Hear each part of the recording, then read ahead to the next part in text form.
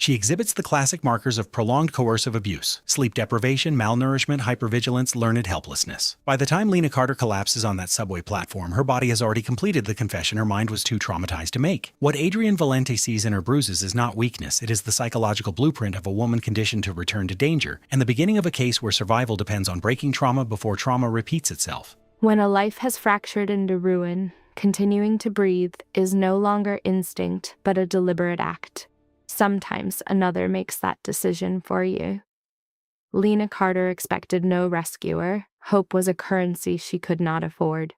Yet as a 16-hour shift bled out with a storm of a man waiting at home, it wasn't the station's tiled floor that caught her. It was Adrienne Valente, a man who moved through a world of deep shadows she couldn't begin to fathom. The story he read in the delicate map of bruises on her skin would reroute the course of her entire existence. She did not know his intervention was the prelude to an ordeal that would make survival feel simple. This collision of worlds forces the question, what is the real cost of being saved? For 16 hours, the sterile, unwavering glare of Mount C's emergency room had bleached her vision. A dull fire burned in the soles of her feet, a testament to boots she should have thrown out 3 months ago. Coffee from the 12th hour had turned to a bitter poison in her gut, and a fine tremor shook her hands as she signed off on the last chart of a brutal double. "Carter, you look like a ghost," Marcus, an ER doctor, noted as he passed, his stride never faltering. Perhaps a whisper of care was intended, but he didn't slow. In this place, no one pauses. Everyone is just trying to keep from drowning. Her unspoken reply was a flat line of exhaustion, the will to even form a thought long since extinguished. There was a version of herself who still had access to sarcasm, even when running on empty. That was a lifetime ago, before Ethan, before her apartment became a war of nerves, before staying alive became her only focus. She punched the clock at 11:47 p.m., 13 minutes shy of midnight. Unpaid labor was a cosmic joke. What difference did it make? The hospital ran on inertia and prayer. The city was hemorrhaging, and nurses like Lena were the thin, fraying threads holding it all together. Stepping outside, the November wind sliced at her, a chill that was sharp but not yet the full fury of winter.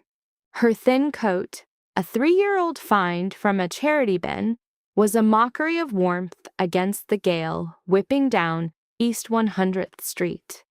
The bus, stopping 2 blocks from her apartment in Washington Heights, was the sensible route. But with a $2.75 fare against an $11.32 balance, the subway was the only way. The walk to the 103rd Street stop was a 12-minute ordeal. Lena counted her steps, a rote task to stave off unconsciousness and the creeping terror of what awaited her. Ethan would be there. He was always there now, after losing a construction gig he'd barely shown up for. And he would be drunk. At this hour, it was a grim prophecy. He would have his catechism of cruelty ready. Where had she been? What men had she looked at? Who did she think she was with her airs of a professional? The questions were never just questions. The vibration in her pocket was the only proof she needed. It was him. The siege by text had started around hour 14.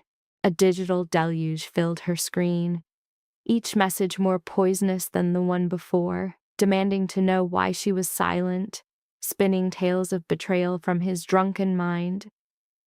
She knew that answering would ignite his fury. Ignoring him would too, but at least silence bought her a few hours of quiet before she had to walk into the fire.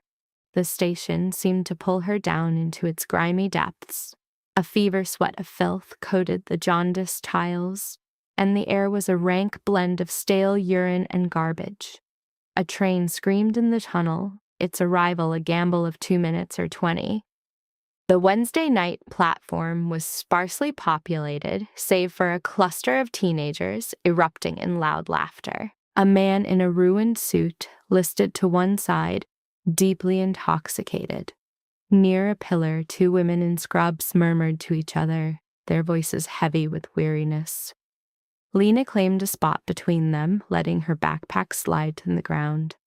The release of its weight sent a shock of relief through her shoulders that was sharp and absolute. The bag held the sum total of her world. A clean pair of socks, an empty water bottle, 3 granola bars she'd been nursing since Monday, and a paperback romance she hadn't found the strength to open in 6 weeks. She used to love reading, disappearing into stories that promised a neat resolution in 300 pages. Her life offered no such clean ending.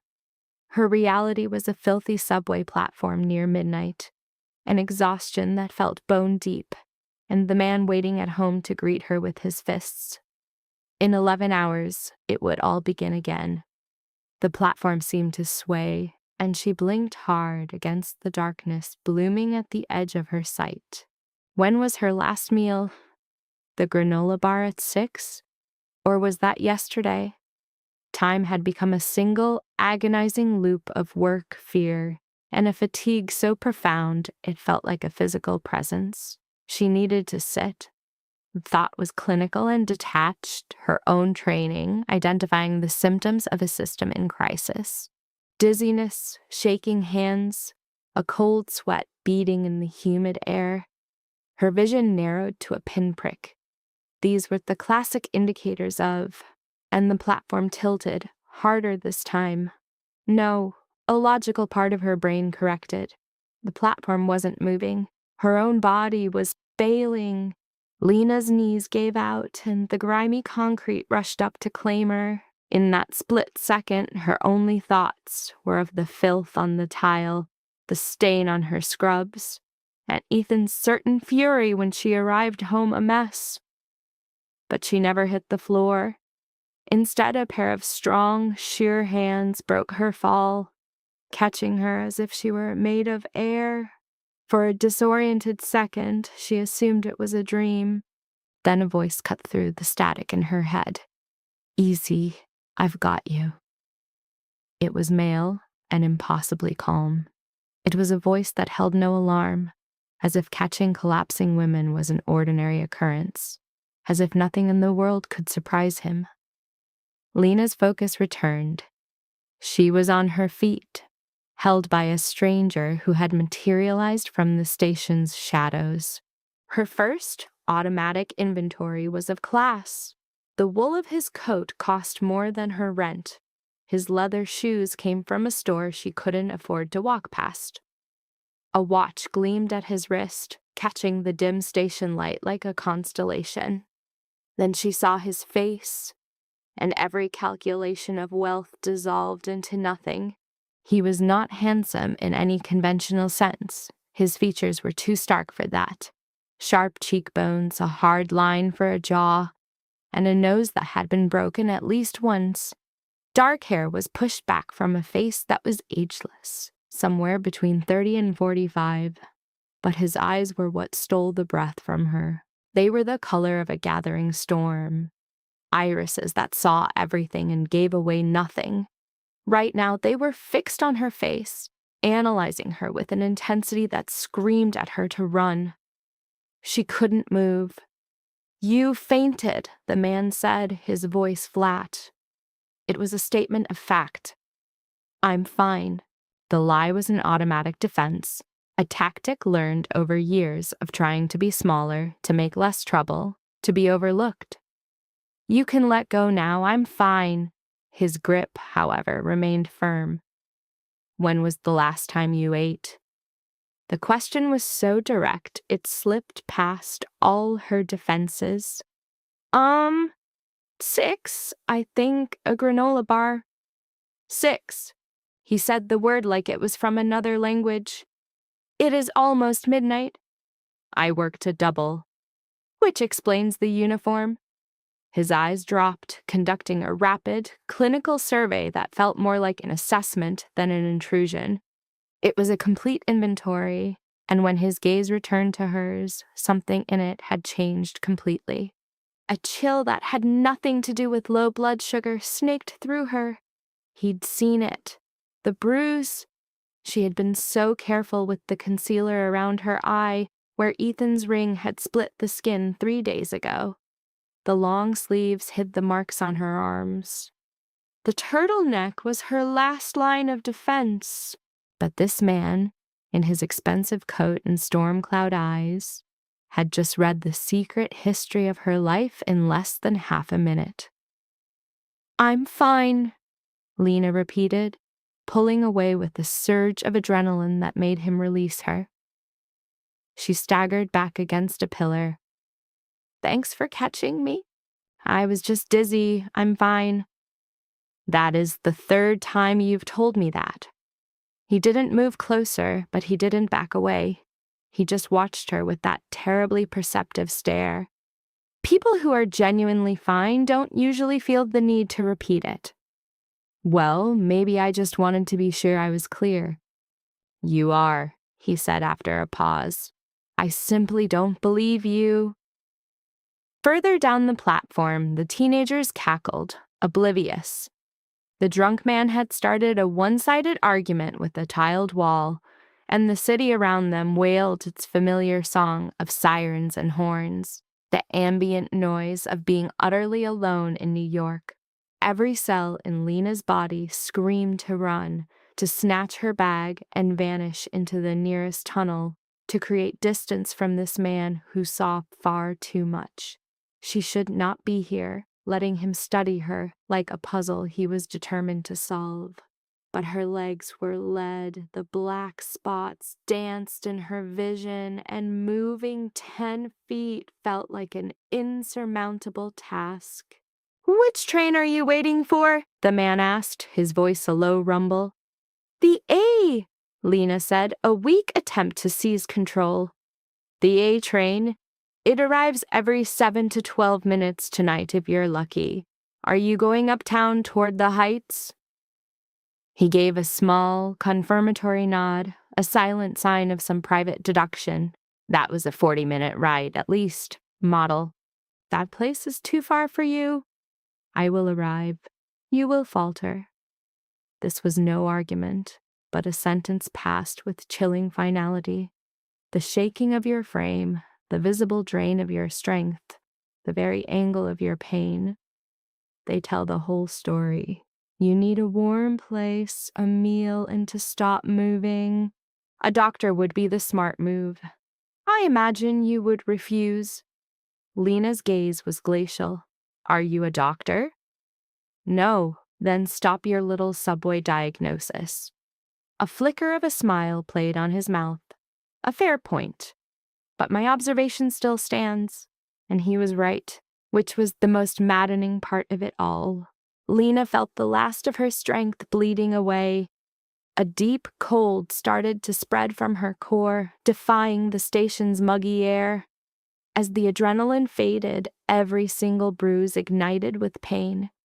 Her options were to pass out on the journey or get home and let Ethan see the evidence of her night. The inscrutable man produced a phone, a top-tier model she recognized from chief surgeons. He sent a message with economical speed, his eyes then returning to her. "My ride is 2 blocks over. My driver can pull up to the curb in 3 minutes. I propose a 20-minute pause for food and some respite. After that, if you still want to go home, he will take you there. There are no strings attached, no hidden agenda, just a hot meal and a seat." But every defense mechanism she'd built across 3 foster homes was screaming a warning. Men this refined don't perform acts of kindness. They don't just catch you when you fall and materialize a private car. There's always a reason. An agenda is the one thing you can count on. But the weariness, it was a tangible weight, grinding down her will. She was tired of the dread, the emptiness in her stomach, and the lie that her apartment was safe. Why? The word was barely a breath. The harsh lines of the man's face eased just a little. Because, he said, his tone dropping, I know that look, the one you get when you've run out of good choices, and I can't just stand by when I have the ability to help. Lena couldn't form a reply before headlights flooded the tunnel.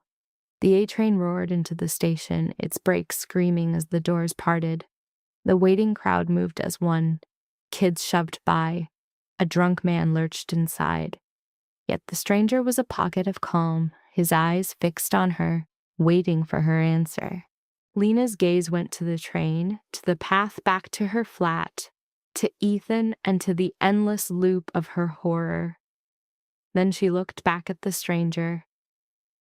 20 minutes, she heard herself say, then I have to get home. The falsehood burned her tongue. Home was the single location she was desperate to escape. It was the only line she knew to say. He responded with one curt nod. 20 minutes? He indicated the exit, falling into step beside her as she grabbed her bag. In their wake, the subway doors issued a warning tone and closed. The A train slid away, abandoning Lena Carter to the night with an unknown man. Climbing the stairs felt like scaling a mountain. Each step was a battle with her shaking legs. The man walked beside her, not making contact, but near enough to be an unspoken promise she wouldn't fall. His nearness was a tangible weight, though he kept his eyes ahead, granting her a pretense of privacy. The November chill hit like a solid punch, much colder than she remembered. Her teeth started to clatter, her body betraying her. A black luxury car was parked at the curb, its gleaming surface screaming a level of affluence that almost made Lena turn and flee back down the stairs. A suited man, maybe 60, waited by the car with a blank face. Adrian, the driver acknowledged with practiced ease. Not sir, not Mr. Valente, just his first name. So, the stranger's name was Adrian. Marcus. Our schedule has been altered. We need to make a detour before we head to the office. Marcus's eyes darted to Lena, a quick, detached scan that echoed his boss's. He took in the uniform, the fatigue, the damage she was hiding. But unlike Adrian, his driver's expression was a complete blank. He just inclined his head and opened the door. The destination? Somewhere discreet. A place that's open all night, with real food, not just coffee. I know a spot. Adrian indicated that Lena should get in the car. She paused, decades of cautionary tales roaring in her head. But the wind cut like a knife, her legs gave way, and the heated car against the freezing pavement wasn't a decision anymore.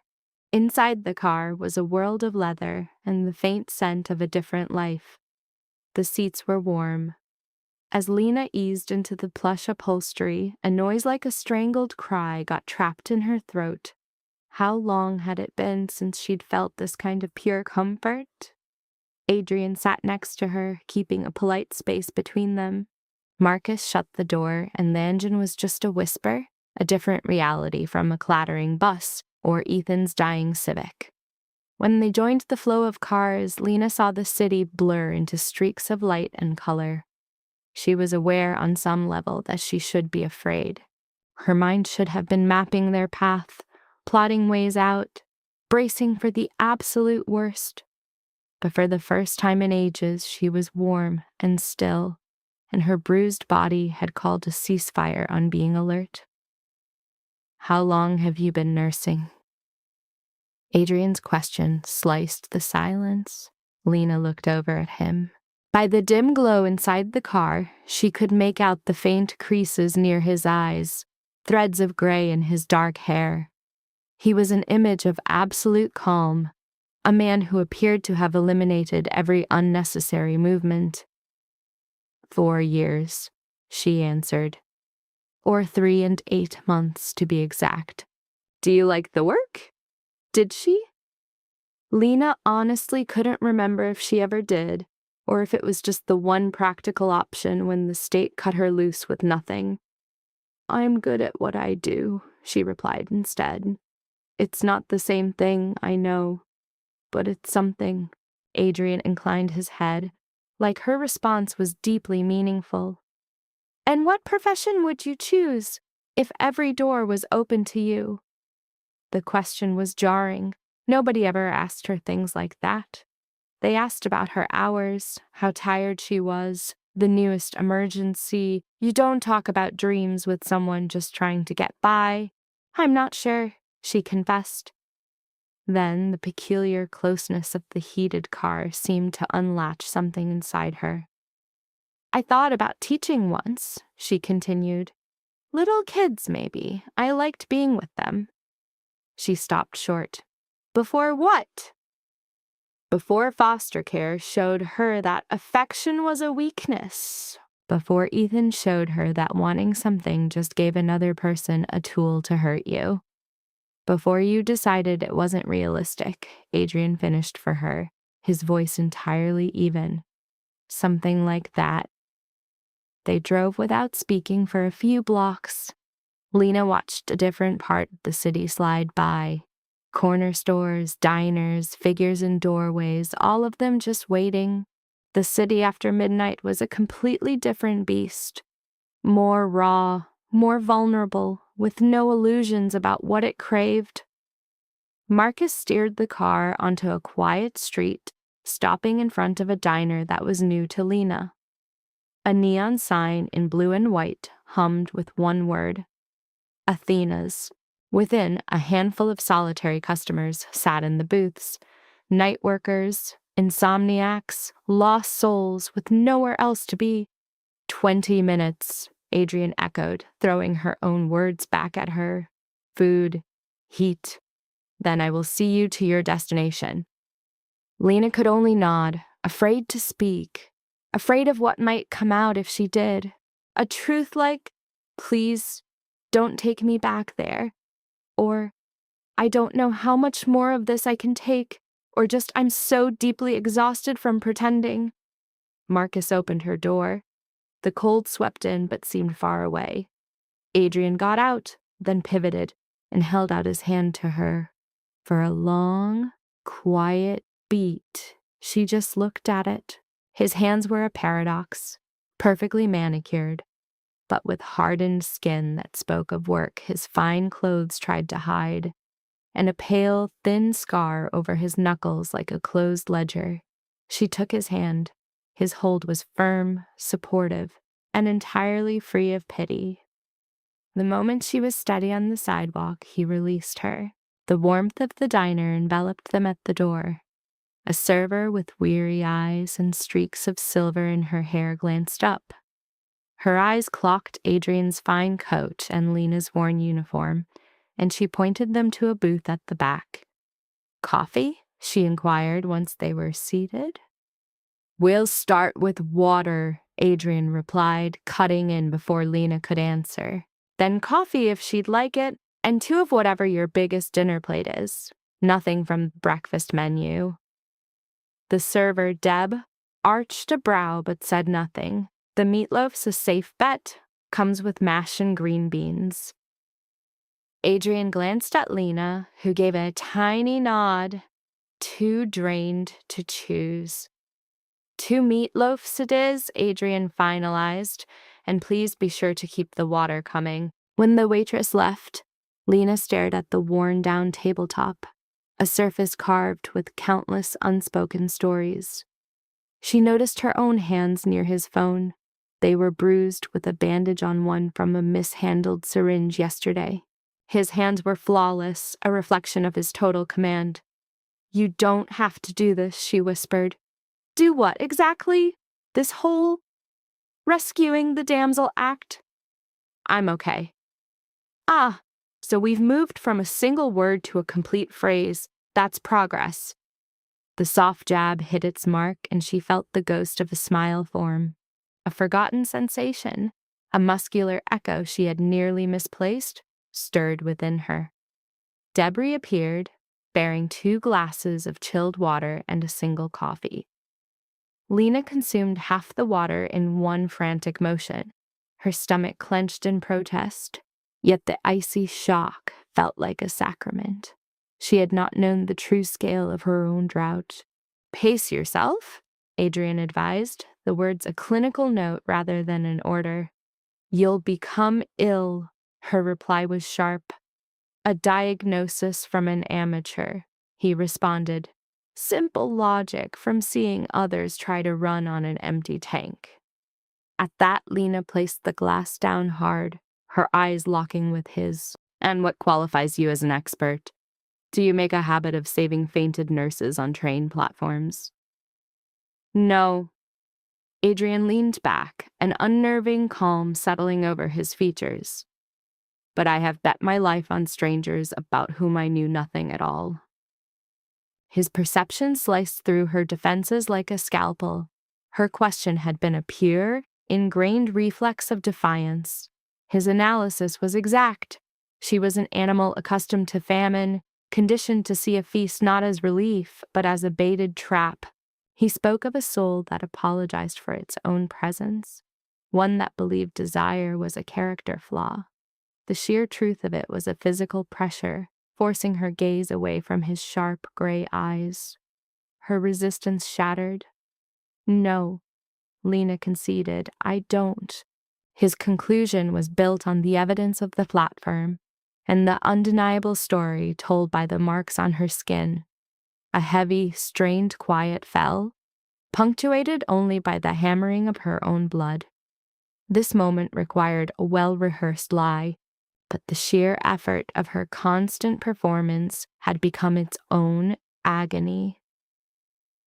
"It is not your problem," she deflected. "You are right. It is not."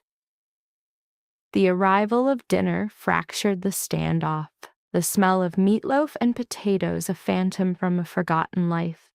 The waitress vanished, leaving Lena staring at the plate as if it were an alien object. When had she last been given anything without a price? When had sustenance not been dispensed from a vending machine? "Eat," Adrian urged, his voice gentle but absolute. He lifted his own fork in a mirror image, letting the topic of her wounds fade into the air. So she ate.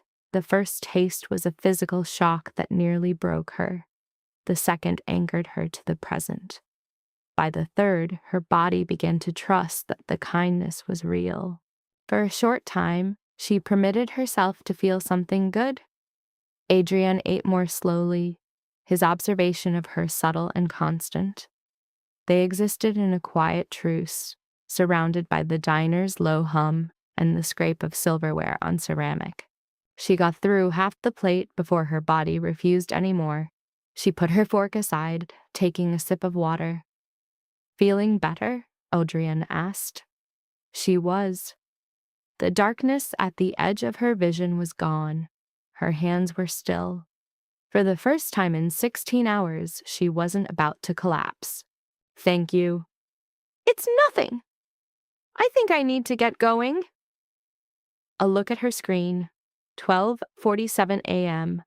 13 messages from Ethan, each one more toxic than the one before. The quiet moment shattered. "I have to go home." Adrian's gaze followed hers, seeing the instant transformation. "Is home really where you want to be?" he asked. "Want doesn't enter into it." "That is an evasion, not a reply." Lena then truly looked at him, the fine suit that couldn't hide a core of iron, the eyes that held their own brutal history. "Who are you?" she challenged. "For real? You're not some random passerby." Adrian paused. "My name is Adrian Valente," he said. "I own a private security agency. We neutralize high-stakes threats for clients who must avoid the police." "Security?" Lena echoed, the word foreign in her mouth. The answer was somehow both larger and smaller than she had expected. "Bodyguards sometimes." "And you're telling me this why?" "Because you inquired." and I do not use falsehoods with people I plan to help. You plan to help me. I do. Why? Because you need it, and because I can, and because... He trailed off, his expression changing. Because a long time ago, I was helped by someone who had every right to turn away. I have been repaying that single act ever since. Lena's phone vibrated on the table. She could not look. To see Ethan's name would be to resurrect the monster waiting for her. Acknowledging it would extinguish the tiny spark of courage she was nursing. If I don't go back, she whispered, it will only get worse. Adrienne's quiet question was like a knife. Will it be worse? Or will it just be different? He was suggesting she had already hit the floor and was only afraid of the next room. From my position, things don't get much worse than covering bruises and fainting on a subway from starvation caused by fear. Lena opened her mouth to argue, to list the complexities he was ignoring. But the words choked her because his judgment was 100% correct. It was already that bad. It had been for months. Her reasoning was just a choice between a hell she knew and a future she couldn't imagine. I have nowhere to go, she whispered, the confession costing her the very last of her armor. Adrienne pulled out his phone, typed a quick message, and got an immediate response. I have a private apartment in Tribeca. It is secure and it is empty. He held her gaze, his expression unreadable. It is yours for tonight and tomorrow. We will handle the rest after that. But you are not going back to the place that hurt you. That is not happening tonight. Lena's heart hammered. The moment felt unreal. She had no way to know if this man was a savior or simply a more elegant monster, but she knew with perfect, cold clarity what was waiting for her in Washington Heights. She knew Ethan would be there, drunk, and hunting for a reason that his own life was in ruins. The word no was an option, yet what came out was a soft surrender. Okay, Lena heard herself say. Okay, just for the night. A single sharp nod from Adrian sealed it. He laid a thick wad of bills on the table and rose. Lena followed, moving the strength of the food. A faint trembling still worked its way through her limbs as she gathered her things. Adrian held the door, and she took a deep breath before stepping into the night. A car was there, Marcus at the wheel, as if such extractions were part of his normal routine. In Adriana's world, they probably were. Tribeca apartment, Adrian said as they slid into the back. The secure one. Understood. The 20-minute trip was silent, a transit from the city's harsh edges to its polished core. Lena stared out, her phone like a stone in her pocket. She finally switched off her phone's notifications. Whatever rage Ethan was unleashing, she would not be his spectator. Not this night, and maybe not ever. They arrived at a building that whispered of old money, a subtle entrance, a doorman who knew Adrian, and a lobby fit for a magazine cover. Mr. Valente told the concierge that Miss Carter would be in 12B and should be afforded every courtesy. The doorman, James, was perfectly placid. Of course, Mr. Valente. Welcome, Miss Carter. The elevator was a gleaming cage of glass that ascended with a silent, terrifying swiftness. It rose without a whisper as Lena's stomach twisted from something that wasn't motion. The 12th floor doors parted onto a hallway so perfectly appointed, it felt like an exercise in power. It was a world of muted colors, authentic art, and light used to create shadow. Adrian stopped at the second door on the left, unlocking it with a key card. A soft beep, a heavy click. The door swung inward to reveal a space that made her own apartment feel like a shoebox. It was an open concept with a vast kitchen and a living area of beautiful, functional furniture. Massive windows showcased a view of the city that cost more by the foot than most people make in a year. Bedrooms are down that hall, Adrian gestured. Private baths, fresh towels, a stocked pantry. Make it your own. I can have clothes sent over tomorrow if you need them. Lena stood frozen, stunned by the sheer magnitude of the luxury, feeling like a stray animal in an art exhibit. This is insane, she breathed. He replied, a safe harbor is not insane. It is a fundamental need. There is no way I can pay for this, he countered. You will not be billed. Then what's your angle? The question was sharp, born of a life where kindness always had a price. Adrian studied her for a long moment, then took out a card and wrote on it. That is my personal number. Call me 24/7 for any reason at all. He paused. My goal is that you are safe. That is it. No other terms. Just rest without needing to watch your back. As he turned to go, a cold panic seized her. Wait, she called out. What if he... She couldn't finish the thought. Adrian spoke it for her. What if he finds you? He will not. This building's security is airtight. But for your own peace of mind, a panic button by the bed calls my cell phone and building security at the same time. Touch it, and someone will be at this door in under 2 minutes. It dawned on her. You have done this before. He nodded once. Why? A flicker of an old scar passed over his face. Because I know how it feels to have no choices and to have someone create one out of thin air. Before she could utter another word, he was gone, the door closing with a soft, final click. Lena stood alone in profound quiet, her mind a storm. 1 hour ago, a subway platform. Now, a stranger's penthouse. The new reality felt like a waking dream. The phone issued a final, insistent tremor. 22 messages. She pulled it free, and the sight of Ethan's name was a fissure cracking through her resolve. Silence was not enough. This required an amputation. Her thumb held the button, a slow execution, until the screen went dark, severing the digital tether he kept fastened to her soul. At the window, Lena watched the Manhattan skyline, a glittering mockery of her cage. Below, Ethan, the architect of her ruin, was surely staging his own drama of possession, awaiting a surrender she would no longer offer. Against the cold glass, the fortifications of her composure crumbled, releasing the first tears in 8 desolate months. This was no silent grief, but a deep, physical purge, a violent exorcism of the terror she had swallowed for years. She held to the fragile premise that this deliverance was real, that kindness was not just a literary device, and that a stranger's direct gaze could be a genuine sanctuary. Lena awoke to a foreign quality of light, not the suffocating familiar gray, but a clear molten gold that filled the space like a benediction.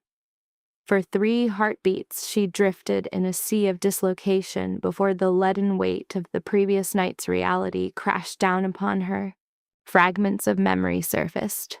The train platform, Adrian appearing like an apparition, the diner, and the seismic decision not to go home. Her phone on the nightstand was a sleeping bomb. The morning illuminated the room's impossible elegance, with linens that cost more than her entire monthly wage. The furniture possessed a silent, commanding presence, sourced from shops where price tags were a vulgarity. This aesthetic flowed into the living area, where the morning sun seemed to animate the expensive objects, turning them into silent arbiters of her intrusion. The gravity of her choice landed as Lena sat up, igniting a symphony of pain. While the exhaustion had receded, the chronicle of her ordeal was etched into her body. Bruised ribs protested every breath. The imprint of Ethan's ring was a livid ghost on her skin, and her muscles ached with the memory of endless shifts. The clock showed 9:47 a.m., marking almost 9 hours of oblivion, a depth of rest she couldn't recall. Her backpack, the vessel of her former life, held scrubs, 3 granola bars, a paperback, and an ID linked to a home that was no longer a haven. Her entire net worth was contained in that single bag. This truth, which should have been devastating, felt instead like a radical liberation. She was untethered from anything she could not walk away from. The true separation, however, had occurred the instant she stepped into Adrian's car. A raw, primal hunger pulled her from the vortex of her thoughts. Adrian had promised a full kitchen. She stepped out in his oversized t-shirt, his expensive cologne a ghost on the fabric, and discovered his words had been a profound understatement. The refrigerator was an altar to stability. Crisp vegetables, fresh eggs, milk with an impossibly distant expiration date, and solid bricks of cheese. The freezer housed prime cuts of meat and artisan ice cream. Lena stared as an internal tremor shook her. When had a meal last been a choice instead of a calculation for survival? She cooked eggs and cheese, made toast with actual butter, and drank juice that tasted like fresh-picked fruit. Sitting in this stranger's home, wearing his shirt and consuming his provisions, she was suffocated by the overwhelming sensation of being an imposter. His business card lay on the counter, its heavy linen stock radiating permanence. Valente Security Solutions. On the reverse, his private cell number was inscribed in a precise, disciplined script. She picked it up, feeling the weight of the unspoken debt for this asylum. She'd had no plan B. Her only strategy had been the desperate prayer of never seeing Ethan again. Before the fear could crystallize, she resurrected her phone. The screen exploded with a digital assault. The counts escalated. 37 texts, 15 missed calls, 8 voicemails, all from him. With a tremor in her hands, Lena opened the messages. A visceral instinct screamed at her to stop, but she had to see the shape of the monster she had fled. The first text performed a charade of concern, but the tone rapidly soured into an acid of possession, laced with accusations and commands.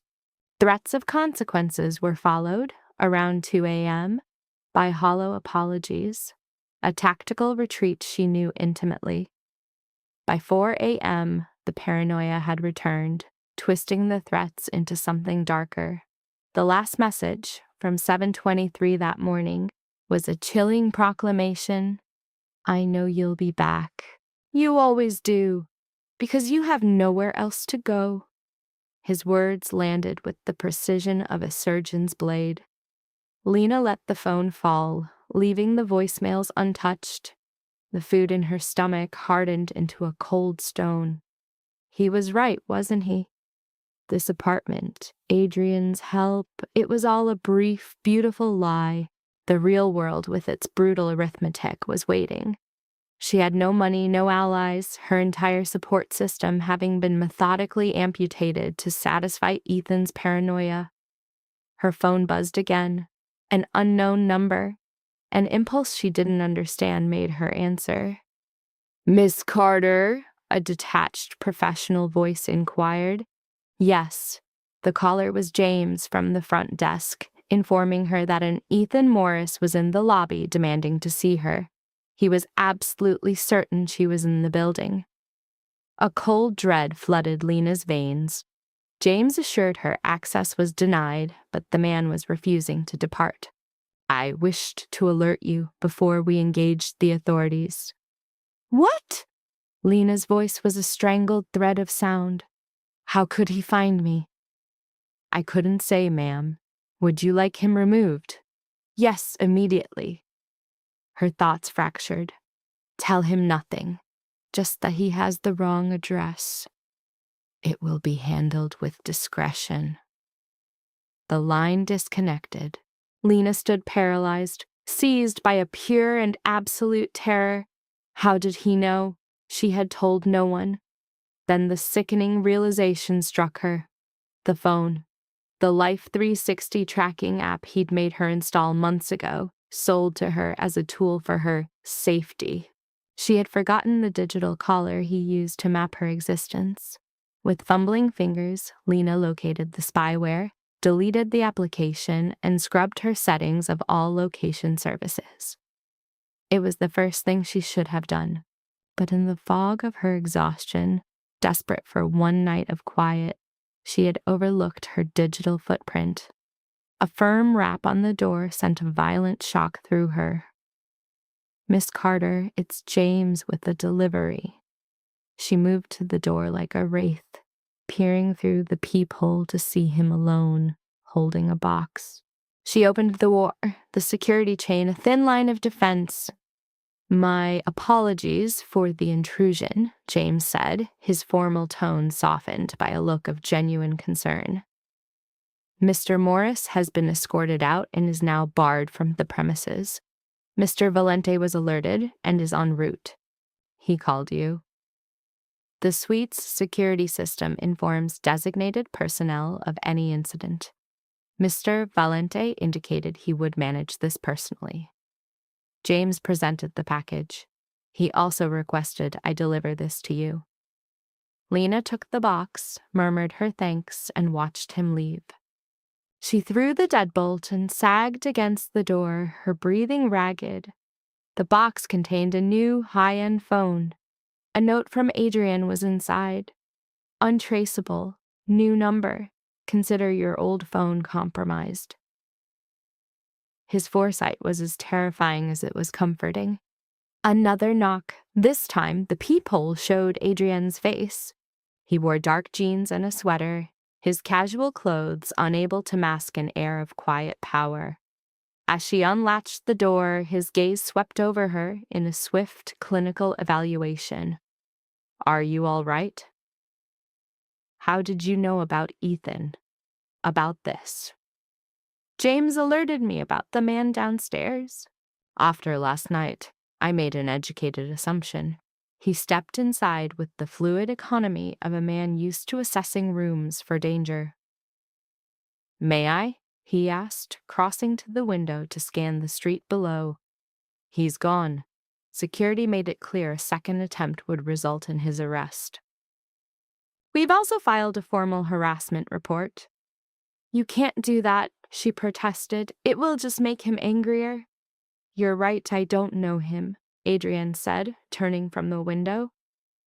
"But I understand the archetype. They rely on their target's belief that there is no escape. The moment you stop behaving like a victim, their power collapses." "You don't get it. He'll always find another way." "Not in here," Adrian said, his voice imbued with a chilling certainty. "This building is a fortress equipped with systems most are unaware of. Facial recognition, biometric locks, pervasive surveillance. He is physically locked out of this space."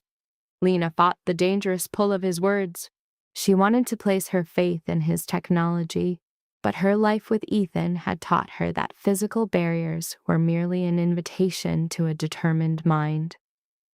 "He knows I'm somewhere in this neighborhood," she whispered. "He tracked me once. He'll just wait for me to come out."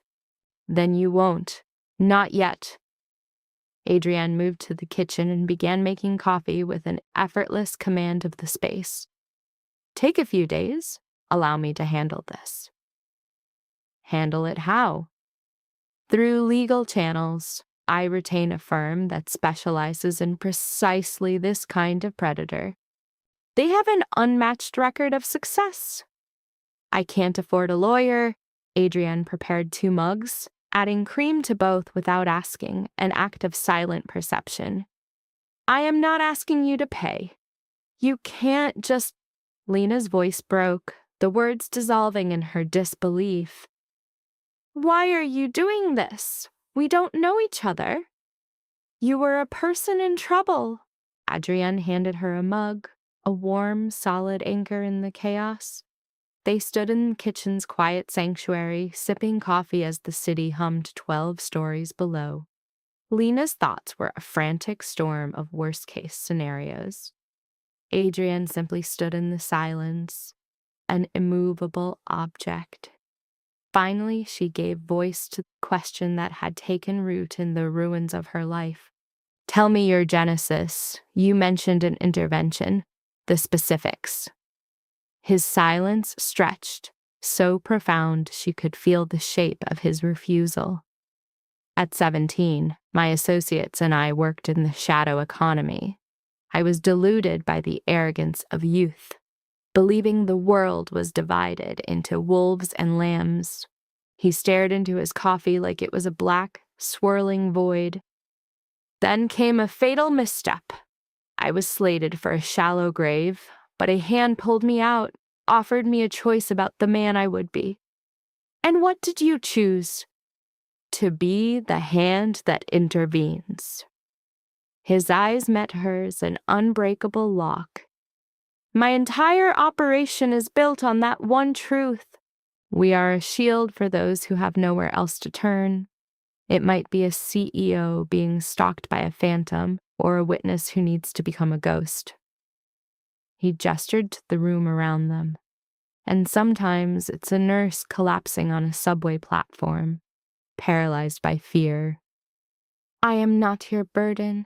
That is true, Adrian stated. You are your own. I am simply providing the tools. Her old phone buzzed on the counter, another signal from Ethan. She looked away. I have obligations, she said. My shift starts at 3. Inform them of your absence. I can't afford to. You can now. One day to plan is a resource you just acquired. The logic was a cold, hard wall. Lena felt the brutal clarity of his words. But a day off was a day unpaid, and she was already drowning, one emergency from sinking completely. Adrienne seemed to read the panic in her mind. What do you clear in a single shift? That's not... Answer the question. After taxes, roughly $200. Understood. Adrian produced his wallet and slid out several bills. $400. He laid them on the granite. That's for 2 shifts. Take today and tomorrow. Recover. I will direct the legal assault. On Monday, you'll walk into your job with a court order and security protocols. Lena's eyes were fixed on the money. I can't take this. You already have. It's sitting right there. This is crazy. People don't act this way. I am not people. I am a man for whom $400 is an afterthought. You are a woman for whom pride is a luxury you can't afford. That raw assessment stripped her of all defenses. He saw straight through her pretense of self-reliance. She was desperate for this. The safety, the support, the chance to put down a weight she had carried alone. What's to stop me from taking the money and disappearing? The question slipped out. A ghost of a smile touched Adrian's mouth, his severe face softening for a bare second. It would go against your fundamental design, he said, and if it didn't, I would count it as $400 well spent for someone else's freedom. Lena's fingers brushed the bills, folded them, then pushed them back. How could she trust this? How could she accept without expecting a terrible price? And yet, Adrian finished his coffee and rinsed the mug. You don't need to see the gears turning. You only need to let the machine work. He left after that, promising updates. Alone, Lena tried to make sense of the last 12 hours. Just yesterday, she was a captive in a life that had no doors. Now she sat in a Tribeca penthouse, drinking exquisite coffee, $400 on her counter, and the word of a stranger's protection. It felt like a fever dream she would wake from, but the coffee was real, the cash was real, and the bruise aching in her side was brutally real. And out there, Ethan's rage was a storm tearing their history apart, seeking her. But not here, never again. After 8 agonizing months, she had found a fortress he could not breach. She unboxed the new phone, starting its setup. A clean slate, A total reset. The possibility of a life not dictated by his moods, where every word was not a potential bomb. The screen prompted for a passcode. After a moment, she entered 6 numbers. November 27th, the anniversary of her jump into a new world. The old phone vibrated. His name flashed on its screen. The choice was now absolute. Sliding the window open and peering 12 stories down, she let the old phone drop. It spun in the air before shattering into 1,000 pieces on the concrete. With a faint smile, she shut the window with a definitive click. 3 disorienting days passed in a haze. Adriana's messages were a constant stream. The order was filed, the threats logged. The police had paid Ethan a visit, and Lena was slowly relearning how to breathe. The 4th day dawned, bringing with it a return to work. Marcus was her driver. Adriana had been immovable on that point. He dropped her at the staff entrance at 2:45 p.m. Lena felt like a phantom in her own body.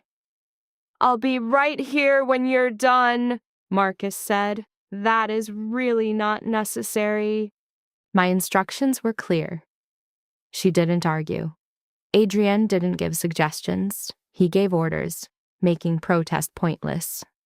The emergency room was its usual state of organized chaos. 3 stabbings, 2 overdoses, a man with a mangled hand, and chaos erupting from Bay 6. In other words, a typical Tuesday. "Carter!" It was Linda, her supervisor, appearing beside her. "You're here. Everything okay?"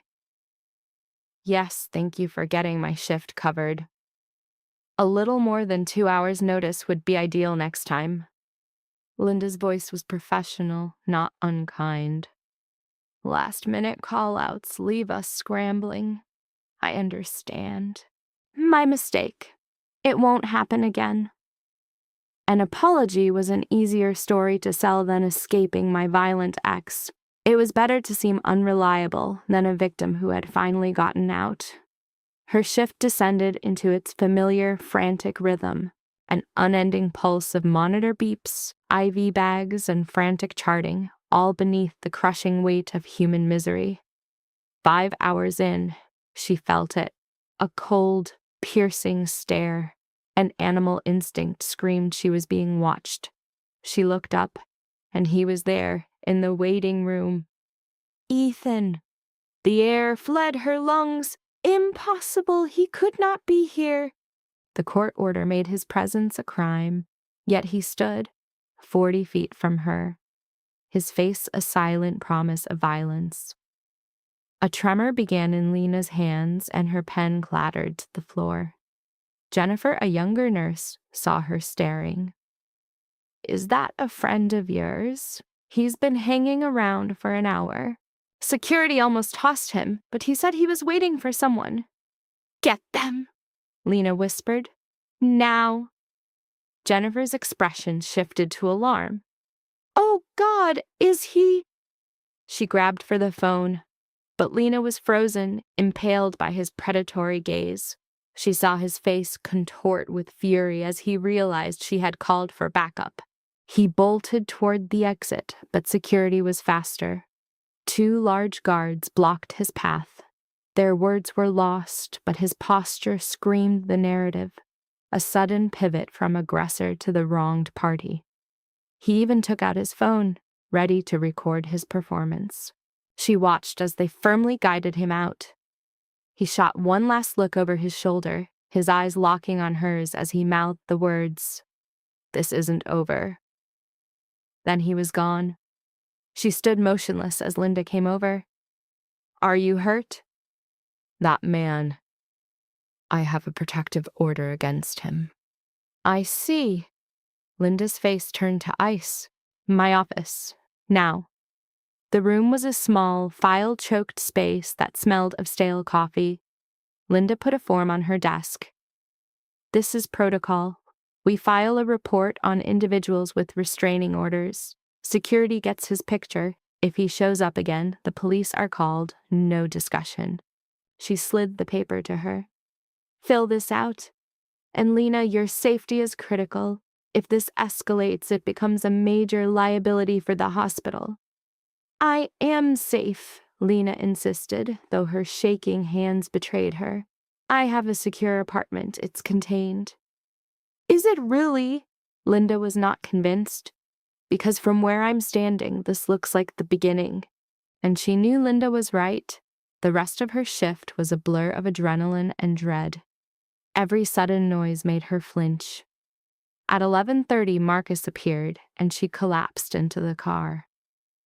An incident? He asked, his eyes catching hers in the rearview mirror. He found me at my job. Marcus immediately took out his phone and sent a text. 30 seconds later, her phone buzzed. It was Adrienne. Bring her to the apartment. I am ending this now. She didn't know what that meant. She was too exhausted to think about it and let unconsciousness take her. Adrienne was already at the apartment. He looked up from his laptop, the whole story already read in her eyes, and closed the lid. Tell me every detail, and so she did. The entire ugly scene poured from her, the threatening glare, the guard stepping in, and the cold certainty that Ethan's war had only just begun. Once her story was told, a dense silence hung in the air for a long moment. This will end tomorrow. You can't guarantee that. Watch me. He raised his phone and made the call. Leo, I want a complete profile on one Ethan Morris. The works, criminal history, financials, work life, personal entanglements, every buried secret. I expect it by sunrise. He ignored the monetary questions, his focus narrowing completely onto her. He described the predator's method, thriving in the shadows, protected by the terror they create. But terror, he explained, is a weapon that only functions against the powerless. Her question about a plan was met with his singular goal: to return the agency she'd lost, a task he began immediately on his laptop. By dawn, her abuser's life would be digitally exhumed and laid bare. The objective was to impose a price so steep the man could not comprehend it. A logical part of her mind should have flinched at his clinical, precise skill in this act of cybernetic demolition. He was clearly a king in this dark digital kingdom. And yet what flooded her was an immense feeling of relief. She had found a champion, a man of true power with the unnerving calm of someone who has stared into the abyss. When she tried to bring up payment for his protection and counsel, Adrian shut it down, his eyes fixed on the screen before finally looking up to cement his refusal. He was unyielding. There would be no fee, no strings attached, as it was a core part of his practice.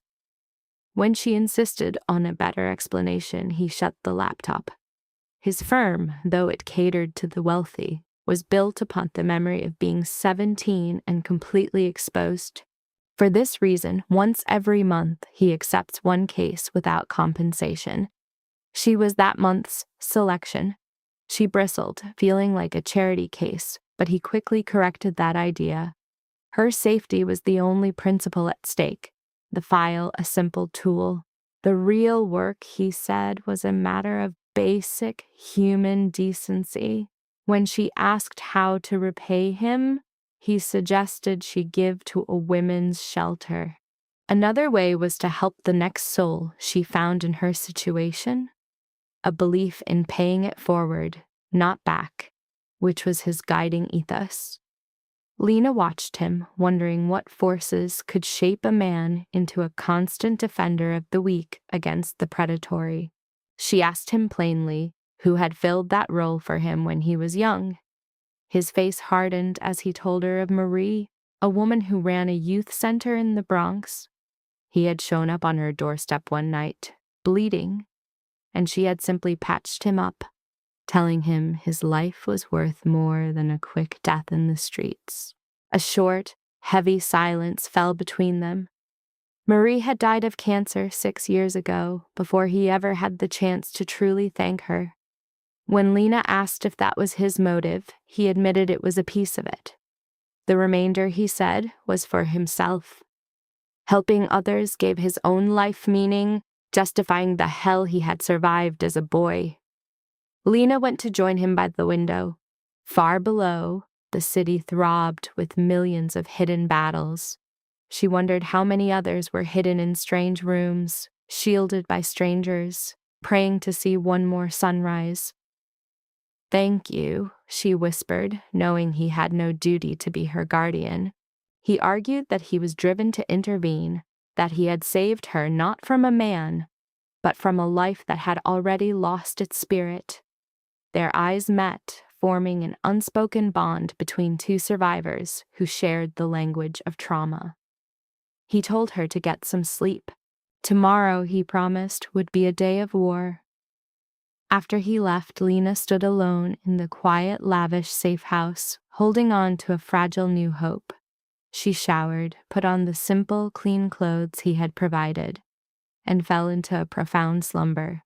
For the first time in 8 months, her sleep was not stalked by nightmares of being trapped or the sound of Ethan's voice. Instead, she dreamt of being caught, saved from a fall at a subway platform. The walk to the courthouse, by contrast, was a march toward her own execution. Lena's heels echoed on marble floors that had witnessed countless lives torn apart and put back together. The court system was at once her greatest hope and her deepest disappointment. 3 months had gone by since Adrian's team filed the order. 3 months since the district attorney finally acted on her medical files. It had been 90 days of hearings and baffling legal language, a slow and suffocating ordeal. Her safety had felt like a delicate, temporary thing. Adrian, by her side, had cleared his entire calendar, stopping his own life to appear at her door that morning.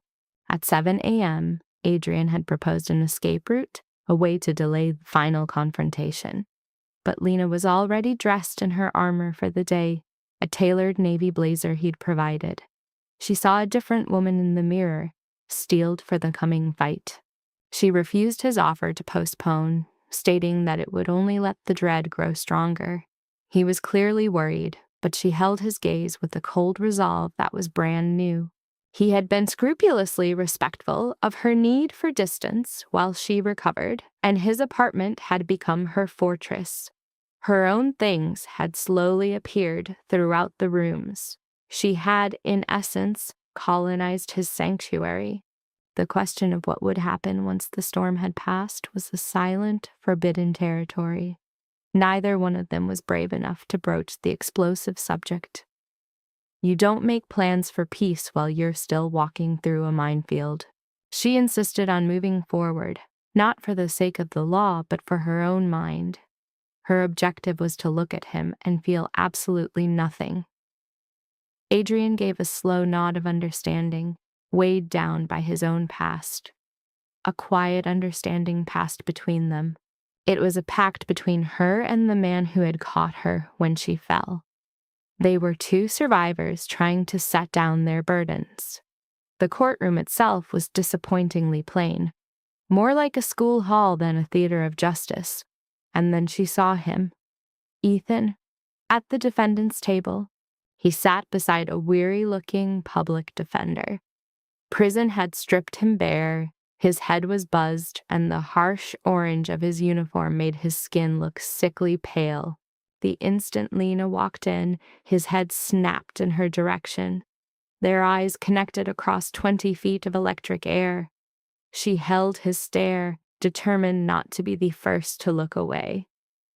This was the opening battle, and she was taking back the strength he had bled from her for 8 terrible months. The prosecutor, Patricia Reeves, led Lena to the first row. Adrian took the seat next to her, a solid, grounding presence, a silent vow of protection. He was her anchor, there to steady her if she began to drift. As the judge entered, the courtroom stood, and the cold gears of justice began to turn. Lena willed the shaking in her limbs to stop. The prosecution calls Lena Marie Carter. Simply getting to her feet felt like a monumental act of will. The walk to the witness stand was an entire life lived in 20 seconds, with the weight of every eye in the room on her, and Ethan's gaze burning into her back. The bailiff swore her in. Lena laid her hand on the book and vowed to tell the truth, a simple promise that could never capture the fractured, ugly reality of the fear and shame that had nearly erased her. Patricia Reeves came forward, holding a file that was merely a prop in this staged retelling of Lena's pain for 12 strangers. Miss Carter, tell the court how you first met the defendant. Lena's throat felt like sandpaper. She drank some water, buying 5 seconds to steady her breath. At a pub in Queens 2 years back, she started. He came up to me when I was out with coworkers.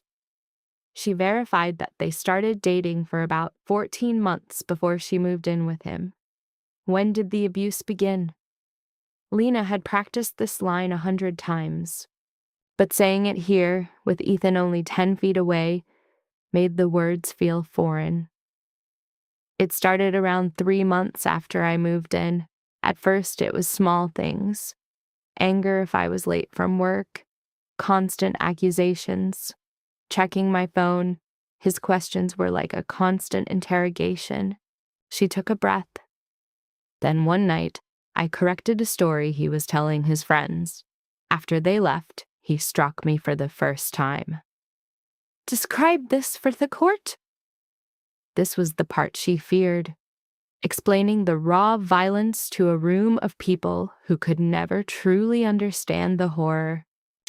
In my stomach, he said I'd shamed him, that I needed to learn my place. Her voice was flat, stripped of all emotion, a measured calm meant to convey reliability, not weakness. After that, it could be triggered by anything. Dinner being late, a look he read wrong, just for being there when he needed a release. Did you ever try to get help? This was the crucial question. Lena spoke of 2 trips to the emergency room where she gave tired excuses about falling. She then looked directly at the prosecutor. I'm a nurse, she said. I know all the signs. But seeing the cage from the outside and escaping it from within are 2 very different things. Patricia gave a slight nod. Let's discuss the night of August 17th. The date was a scar on her memory. Lena drank more water, letting the poisonous recollections she'd fought to bury for 3 months rise to the surface. She remembered a 16-hour shift, deep exhaustion, and the fear of going home after taking on overtime. Her eyes scanned the jury. 7 women and 5 men, their faces a mix of pity and doubt. She told them about buying his favorite beer, a useless attempt to keep the peace. It didn't matter. He was already drunk, certain she was sleeping with someone at the hospital. As she moved to block him, his hand clamped around her throat, the impact of her body against the wall, a dull, sickening thud. A sharp intake of breath rippled through the gallery. Lena's gaze remained fixed, her composure a mask of glass about to shatter. He held her there, the world dissolving into a gray haze, before his grip loosened and she collapsed, a puppet with its strings cut. On the floor, his boot connected twice with her ribs, each blow a brutal stop. He whispered a vow to erase her if she ever defied him again. Her voice narrating this is chillingly steady. And I knew he would. From then on, survival was a calculated retreat. She waited until his rage subsided into sleep, packed what she could in one bag, and disappeared into the city. She worked a 16-hour shift, and then another. Her life became a carefully choreographed evasion, returning to the apartment for clean clothes, only in the narrow gaps when he was gone. She made a sanctuary of the hospital, of her car, of the ceaseless motion of the subway, a place where to keep moving felt like the only way to escape being caught. The lawyer's question suggests leaving was merely a choice not made. I had nowhere else to be, she states, her voice devoid of inflection. Her apartment, her job, her finances. He had twisted every thread into a cage. The life she was living was a prison he had meticulously built around her. A fissure appears in her control. And he promised he would hunt me down. He swore he would do things to me I couldn't even imagine. Her conviction is absolute. Patricia allows the weight of that threat to settle in the room, trapping the jury with that fear. Miss Carter, when did you finally see a chance to run? The night I passed out on the train. Lena sketches the geography of her terror, the crushing weight of the shifts, the constant ache of hunger, the fear that was her only companion. She describes collapsing and a stranger's help, a man who saw through her tired lies. He gave her a meal and a safe place to rest, the first she had felt in an age. She avoids looking at Adrian, but his stare is a physical weight upon her. And after that, did the defendant try to make contact? He did, she confirms. Her phone became a conduit for his spiraling rage. He appeared at her hospital trying to menace her co-workers. When the court order created a wall, he used mutual friends as weapons to relay his promises of revenge for the shame she'd caused him. Patricia then holds up a phone. Miss Carter, is this your phone? Yes. And were these messages sent by the defendant? Lena looks at the screen. The venom of Ethan's words, neutered now in black and white, seems almost a parody of the cold dread they brought at 2 a.m. Yes, they were. Could you please read message number 14 aloud for the court? Lena's throat constricts. She knows this one, the text that had galvanized the district attorney's office. You worthless slut. You think you can run from me? Hide behind that rich boy and his piece of paper.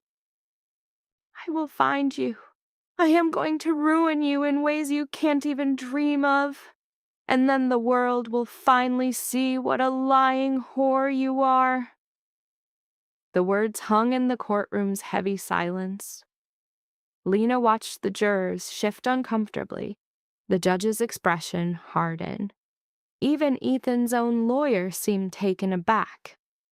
Thank you, Miss Carter. I have nothing further. The defense attorney gets to her feet. She carries herself like a junior lawyer given an unwinnable trial, a job that is purely about managing the fallout. Lena feels an odd flicker of pity for her. Miss Carter, you're a registered nurse, is that right? Yes. So you've been trained to recognize the signs of domestic abuse. I have. You knew the procedures. You knew where to find help. You were aware that you could call the police. It was an accusation dressed as a question, but Lena answers it. Knowing there's a lifeboat and being able to reach it while you're being held underwater are two very different things. But you did, in the end, accept help from Mr. Valente. Counsel shoots a significant glance toward Adrian, a man of considerable means who gave you a home, lawyers, and money. Isn't it just that you saw a better opportunity and you took it? Patricia is on her feet. Objection! Counsel is attempting to characterize the victim's rescue as a transaction. Stained? Move on, counselor. The lawyer changes her angle. Miss Carter, you stayed with my client for 8 months after this alleged abuse began. You had chances to go, but you didn't. Couldn't these have just been mutual arguments, fights where things got physical on both sides? In her lap, Lena's hands clench into tight fists. This was the story she knew they would spin, one that made her a participant in the violence, reframing his brutality as the passion of a difficult relationship. No, she says, her voice like glass. I never touched him. I never threatened him. He was never afraid of me. This was not a fight between equals. This was him hurting me simply because he was able to. And yet there are no witnesses to these incidents, no police reports filed during that time. It's just your story against his. I have medical records from 2 separate hospital visits. I have photos of the bruises. I have his text messages threatening to end my life. And Lena takes a breath. I have the fact that I am sitting here under oath in public, knowing this will follow me forever. Nobody goes through this for attention. They go through it because it happened, and because they are done being silent. The defense lawyer looks for an objection she cannot make. She gives a slight nod and sits down. The judge declares a recess. As Lena steps down from the witness stand, her legs feel like they might give way.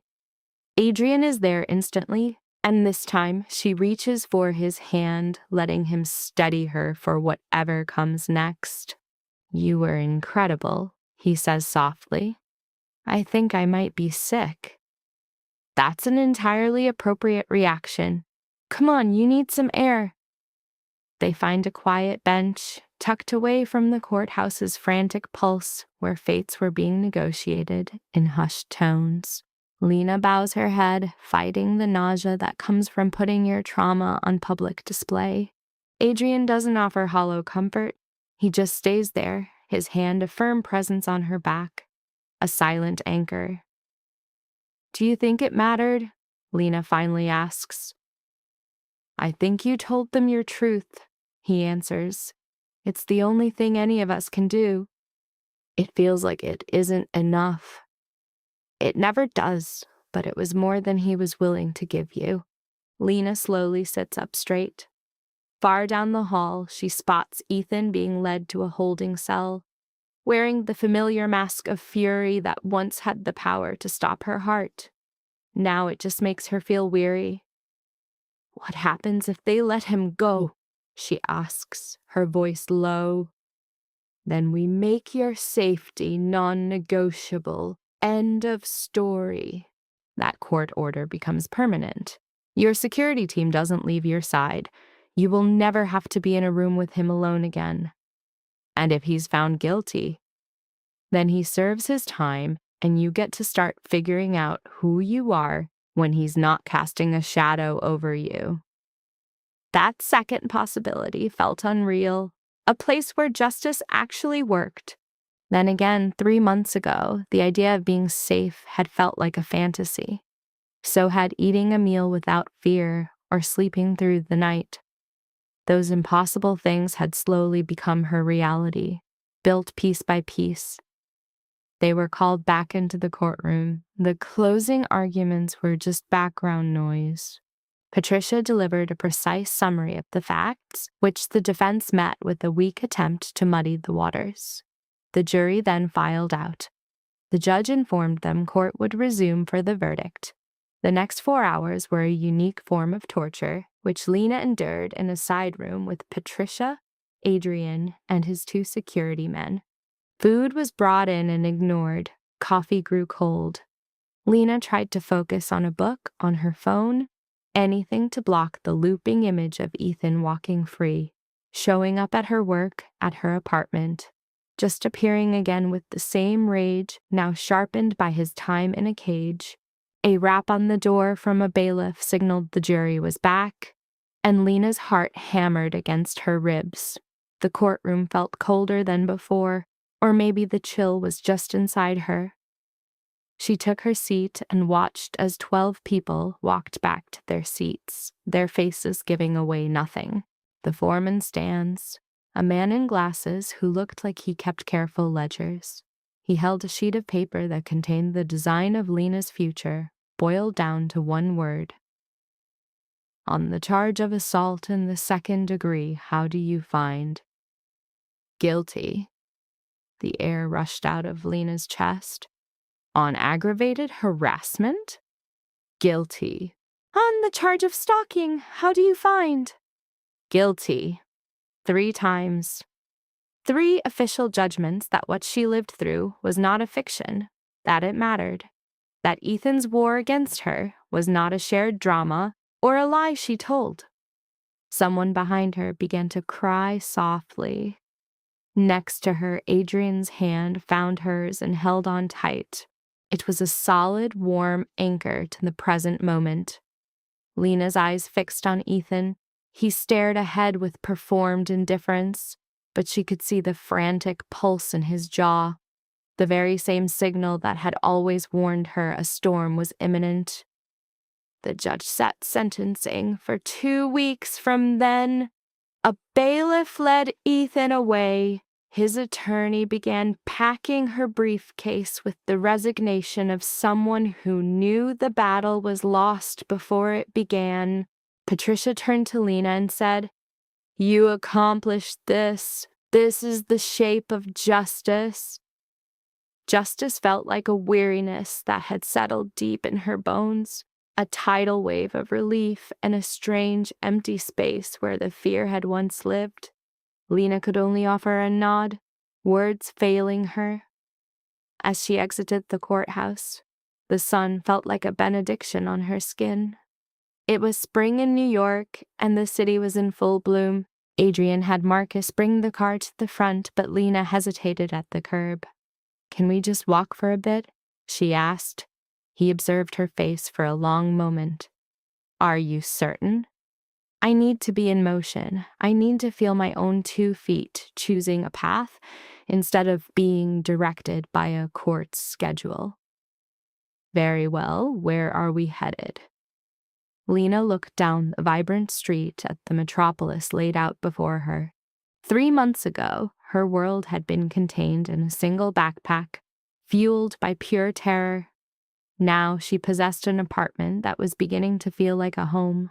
Her former job restored, now that Ethan's threat was neutralized, and a man who had caught her in her descent and sought only to see her stand again. "Nowhere specific," she said, "just forward." And with that, they started to walk. Adrian moved in her orbit, ceding all control of their pace and direction. Around them, the city's mundane theater played on. Food carts, flower stands, the lunchtime migration of office workers, and tourists lost in their maps. Here was a tableau of ordinary existence, utterly oblivious to the fact that a woman's universe had just been fundamentally reordered only blocks away. "I keep waiting for this to feel real." Lena's voice cut through the urban hum. "For what to feel real?" "The win, the justice, any of it. I imagined that after the verdict, I'd feel, I don't know, liberated, triumphant, anything but this hollowness." Adrian paused, letting the weight of her words settle. "Justice can't erase the past. It simply marks the end of a chapter, giving you the freedom to write the next." That's a rather profound insight for a security specialist. I contain multitudes. Against all reason, a genuine smile materialized on Lena's face. A brief flicker of authentic humor, not the forced kind. This was becoming more frequent. Small pockets of time where she forgot to be afraid or mournful and simply existed. Their path concluded at Battery Park, a vantage point for watching the restless harbor, the ceaseless flow of visitors, and the steady journeys of the ferries. Lena chose a bench, attempting to sketch out the architecture of her future. It involved returning to an apartment that was designed as a fortress but was slowly becoming a home. It involved going back to work, free from the constant paranoid glance over her shoulder. She could finally perceive a life defined by more than mere survival, a future unburdened by his psychotic threats. Perhaps now she could discover what she truly desired, not just what she had been conditioned to endure. "Thank you," she said, her voice a quiet but unbreakable thing. Adrian simply regarded her. "For what?" "For pulling me from the wreckage. For holding on. For making me feel valuable when I had completely written myself off." "No, that was your own work, Lena. I just provided a sanctuary for you to do it." "That is significantly more than most people ever receive." That's because the entire system designed to offer protection is fundamentally broken. A different kind of anger surfaced in Adrian's tone, one directed outward, not at her. You deserved support, then and now. No one should have to endure what you did alone. Lena took a chance, resting her head against his shoulder in a tentative gesture. It wasn't awkward. It was precisely what it was. Two individuals, forged together in crisis, now exploring if their improbable alliance could metamorphose into something more tangible. So what is the next step, she asked. Sentencing is in 2 weeks. After that, the restraining order becomes permanent. Ethan faces 3 years in prison, potentially 5, depending on the judge. Adrian paused. And you get to rebuild your life from the foundation up. What if I have no idea how to begin?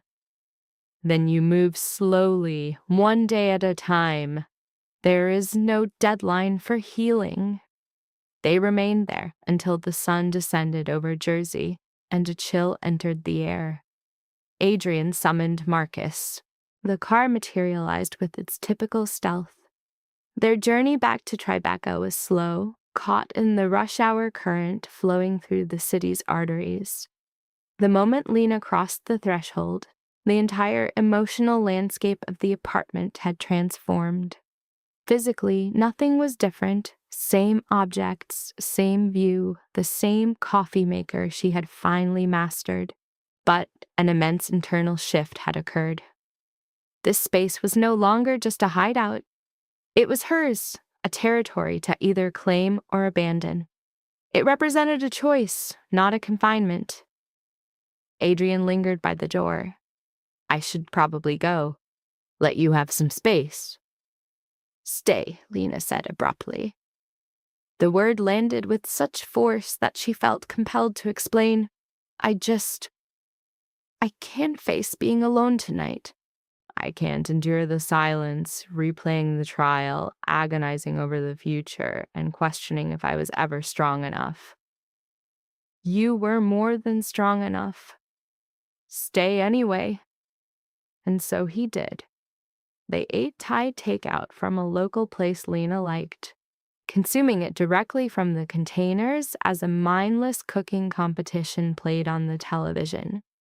A perfect anesthetic for the thinking brain. Adrian recounted an absurd story about a security detail in Boston that had gone spectacularly wrong.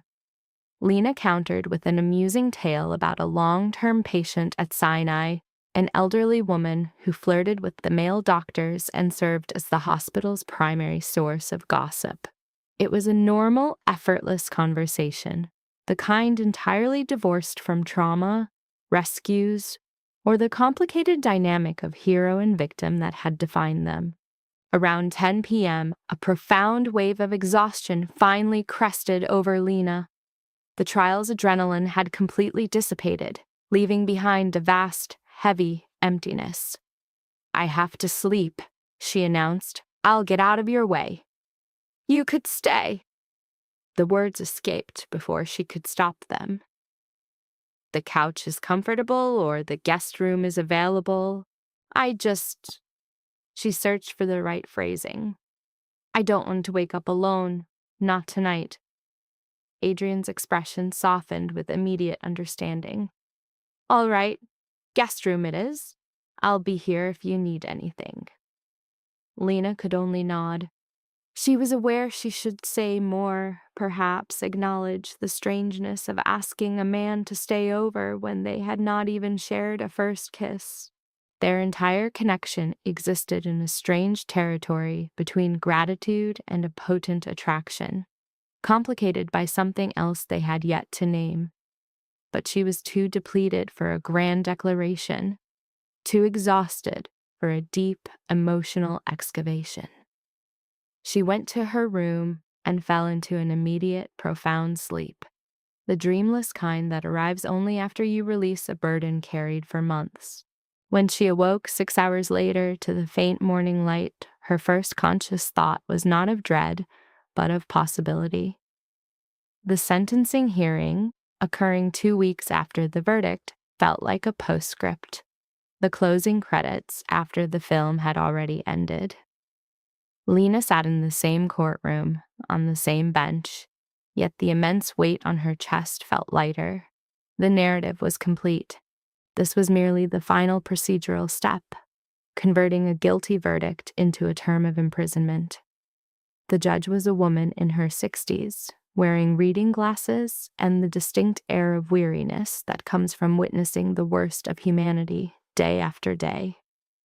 She reviewed the report, her expression unreadable. Ethan stood there in an orange jumpsuit, cuffed, his face a carefully constructed mask of neutrality. His public defender offered a weak plea for leniency, citing a lack of prior offenses and a difficult childhood. The standard narrative employed to soften the edges of his particular brand of malice.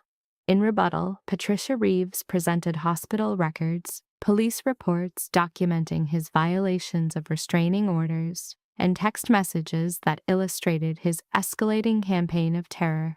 She detailed the classic pattern of abuse, the statistical certainty that Ethan would repeat his actions with a new target if not incarcerated, and the moral imperative for a sentence that reflected the crime's gravity.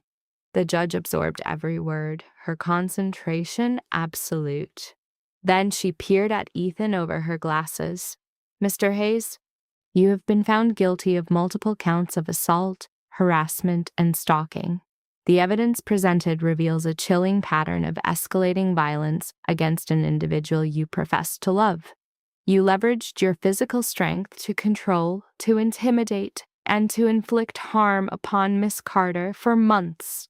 When she summoned the courage to leave, you pursued her, continuing to endanger her life." Ethan's jaw clenched. Lena observed the twitching muscle, feeling only a cold, dispassionate victory that his reactions were finally being scrutinized by another, and were failing that assessment. "You are hereby sentenced to 5 years in state prison for assault, to be followed by 2 years for stalking and harassment. The sentence is 7 years total. With exemplary conduct, parole may be considered in 5, the judge pronounced, his tone unyielding. Furthermore, I am enacting a permanent protection order. You are forbidden from contacting Miss Carter in any form for the duration of your life. Breaching this order will trigger new criminal proceedings. Do you comprehend?" "Yes." The word left Ethan's lips, stripped of all feeling, yet Lena felt the familiar burn of his fury. That same rage once held her prisoner. Now it just seemed pitiful. A man-child blind to the fact that others were not just actors in his private tragedy. The bailiff led him out. Ethan never gave her a glance. She watched him go, a chapter slamming shut with a force that was both liberating and deeply unsettling. 7 years. He would be 43 when he got out. She, 35, 2 completely different people, set on opposing courses into a future she couldn't fathom. Outside, the April sun beat down, making her coat a useless burden. Spring had asserted its dominance, the city finally casting off winter's gray skin. Patricia gave her a short, business-like hug. One a lawyer gives a client they've come to genuinely admire. She vowed to send all court records for Lena's files. "So, what's on the horizon for you?" Patricia asked. Lena's eyes drifted to Adrian, who kept a polite distance but was poised to close it in an instant. "I have absolutely no idea. I suppose I'll practice being normal again." "You've earned that right. Normal, dull, whatever you call a life where you're not always checking behind you." Patricia offered a smile. "Take good care of yourself, Lena." "I will." Marcus idled by the curb with the car. Adrian pulled her door open. A simple courtesy she'd once misread as dominance, but now saw as his nature, to offer aid without demanding thanks. As she sank into the leather, the weight of months finally started to lift from her bones. "Where are we headed?" Adrian asked, sliding in beside her. "Honestly, I haven't the slightest clue." "Home?" The word still felt foreign for the Tribeca loft, but less so than a fortnight ago. It was becoming less of a shelter. Lena had started leaving her mark, no longer living out of a packed duffel. Books colonized the table, her favorite cup sat by the sink, and a potted plant on the sill was her new, ongoing rescue mission. "Home," she affirmed, the word itself a fragile concept. Through the hum of city traffic and the bland murmur of the radio, Lena watched the world slide by, trying to diagnose the new emotion budding inside her. It resisted easy labels like joy or relief, feeling infinitely more layered. The sensation was like standing on a cliff's edge, knowing the jump was necessary but dreading the cold shock of the water. Inside the apartment, Adrian started making coffee as Lena shed her courtroom skin for jeans and a cashmere sweater. A gift from him after he'd noticed her wardrobe was just scrubs and a few frayed shirts. She'd protested the price, he'd brushed it aside. This was the pattern of their interactions. His steady provision against her guarded acceptance, both cloaked in an air of casualness. She discovered him in the kitchen, next to two steaming mugs, his focus locked on the view outside with his typical intensity.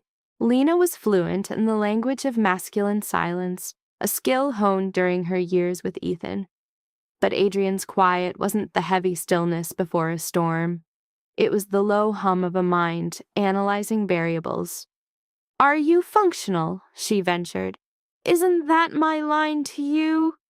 "I asked first. The question's mine now." When Adrian faced her, the afternoon light caught the exhaustion etched on his face, illuminating the gray strands in his hair. He looked utterly spent. The realization struck her with shocking force. She'd never grasped the true price of her safety, the immense toll on his money, his time, his very sanity. "I'm reviewing our next moves," he said, and a cold dread pooled in her stomach. This was the unavoidable debrief, the part where he would declare the mission a success, her safety secured, and then sever their connection. She had been steeling herself for this precise moment. She'd been saving every spare dollar from her job, browsing listings for cramped studios, mapping out her own departure. "I need to say something," Adrian interrupted, setting his mug on the counter. "And I need you to listen until I'm through." "Okay." Lena's reply was almost inaudible. "These past months having you here." He stopped, choosing his words with immense care. "It has been a significant reassessment. You made it clear that some principles outweigh any contract, that saving one person is the only work that matters." Lena was completely thrown. This introduction didn't fit with a farewell speech. Then he delivered the blow. "I have feelings for you," Adrian said with no embellishment. "I have for a while. I kept silent because of the crisis, the power imbalance, and because you didn't need that pressure. But the crisis is over. Ethan is handled. You are secure. You are safe." His stare was direct and unflinching. "So I am telling you now, when you are free to walk away without consequence, that I care for you more than is professionally logical after just a few months. And I need to know if there's any chance you feel something similar." Lena's heart hammered her ribs. She put her mug down before she could drop it. "I don't know what I'm feeling," she admitted, her honesty brutal. "How do I know this is real and not just some kind of trauma bond?" "My judgment when it comes to men is shot. I can't tell a decent man from the next abuser." He nodded. "That's a valid concern, but I think about you when you're not here. I sleep better knowing you're safe. You make me laugh. And you don't treat me like a project. Also, I've started planning my entire week around your work schedule. She paused. I can't tell you if that's love or dependence, but I know it's something real. Adrian became very still. Then let's find out what it is. No pressure, no deadlines. The offer was there. Maintain the professional distance or demolish the wall between them for good. It was an invitation to be normal, to have dinners, see movies, and talk without a tactical agenda, a quiet chance to see what they might become after the fight was over. What if the very core of a person is unstable? This was Lena's deepest fear. Adrian didn't promise a fix, but a shared load. He listed his own issues, the sleepless nights, the need for control, the instinct to distrust, defining their bond not by perfection, but by a shared understanding of their damage. He gave a faint smile. We're both complicated people. Maybe we can be complicated together. Lena really saw him then, and all the small, confusing pieces of his actions clicked into a single, clear image. How he knew exactly how she took her coffee, the books that would show up by authors she'd mentioned in passing, the way he protected her without ever being possessive, always ensuring she had an escape route. I want to try, she said. I'm terrified, and I'm probably not ready, but I want to try. He replied, being afraid just means you're smart. What if I end up breaking you? But what if you don't? A laugh escaped Lena, the sound foreign to her own ears. Is that your philosophy? Always bet on the best case? No. I plan for the worst and hope for the best. But for you, Adrian said, closing the gap between them, I'm willing to run the risk. She erased the last few inches that separated them. It wasn't some movie-perfect kiss. It was clumsy and unsure. She bumped his nose and had to tilt her head. But it was real, and it was her choice. When they pulled back, Adrian's smile was genuine, his stoic mask completely gone. So, he said, dinner, an actual date. I know a restaurant with scallops that will alter your perception of reality. Are you always this over-the-top about food? Only when I want to impress someone. So they went. Lena wore a dress she had bought for herself. She felt strong, standing in heels not made for a quick getaway. The place was discreet, yet the maitre d' knew Adrian's name. They talked about everything but their shared trauma. He told her of his queen's childhood and his brother's murder, the catalyst that shaped his entire life. Lena talked too about the foster system, about the teachers who saw her spark, and about the small victory of nailing a difficult IB start. The sheer ordinariness of it was breathtaking. Walking back, Lena felt she could exist in the city without constantly mapping the threats. Lena reached out, testing the feeling of his hand in hers. It felt familiar, like a habit they'd had for years. Can I ask you something? She said. Always. That night, on the subway. Why me? You could have just looked away like everyone else. Adrian stayed quiet for the length of a block. You looked, he finally answered, like someone who had forgotten they were allowed to fall. Like you'd been holding yourself together for so long that weakness felt like a character flaw.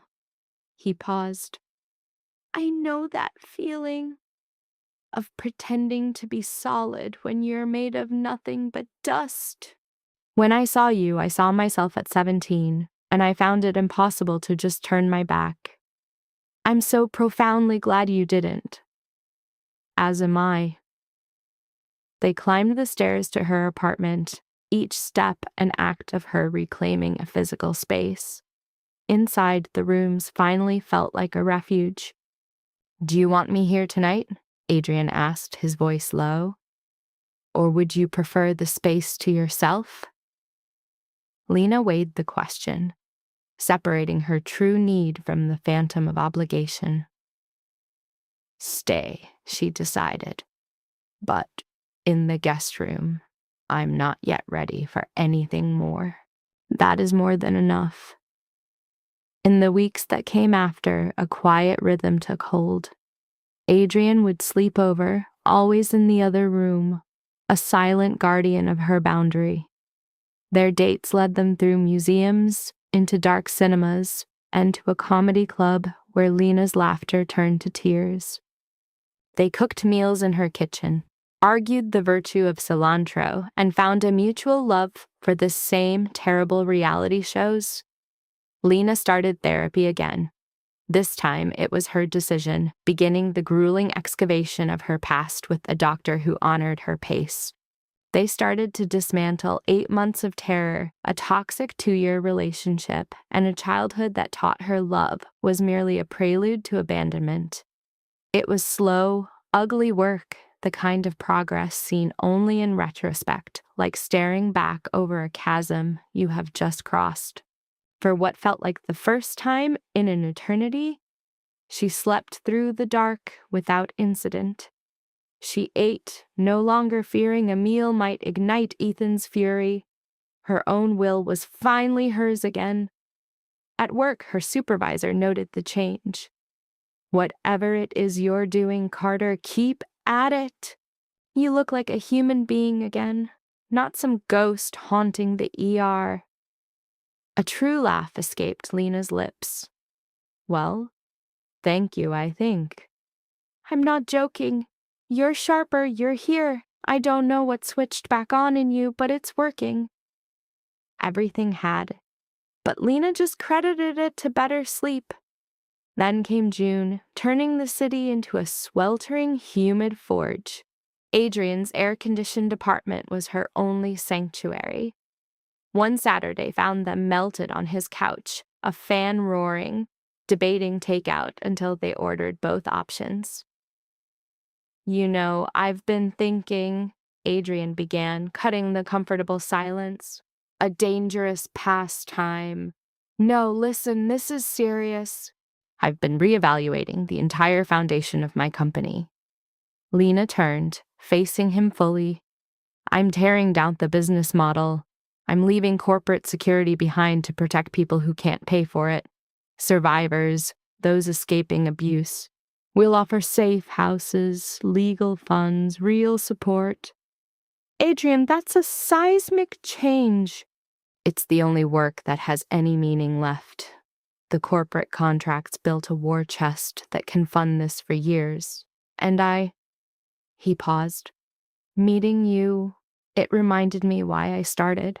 Protection isn't guarding some rich client's assets. It's giving people the freedom to exist without terror."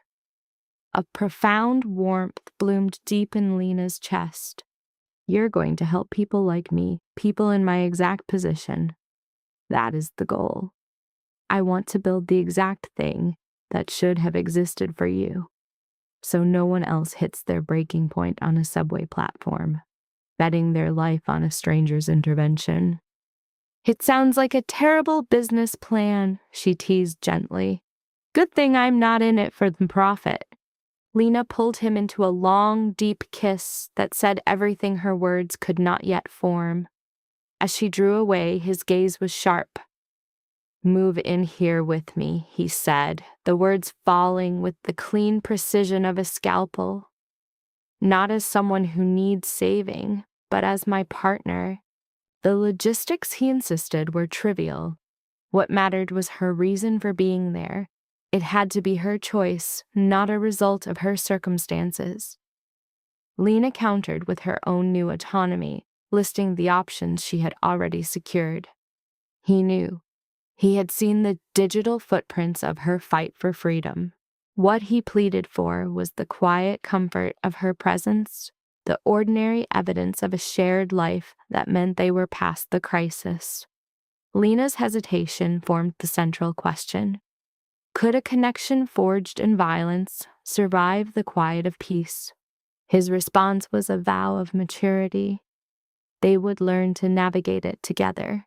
He presented it as a final gamble against a future filled with regret, a wager she found undeniably compelling.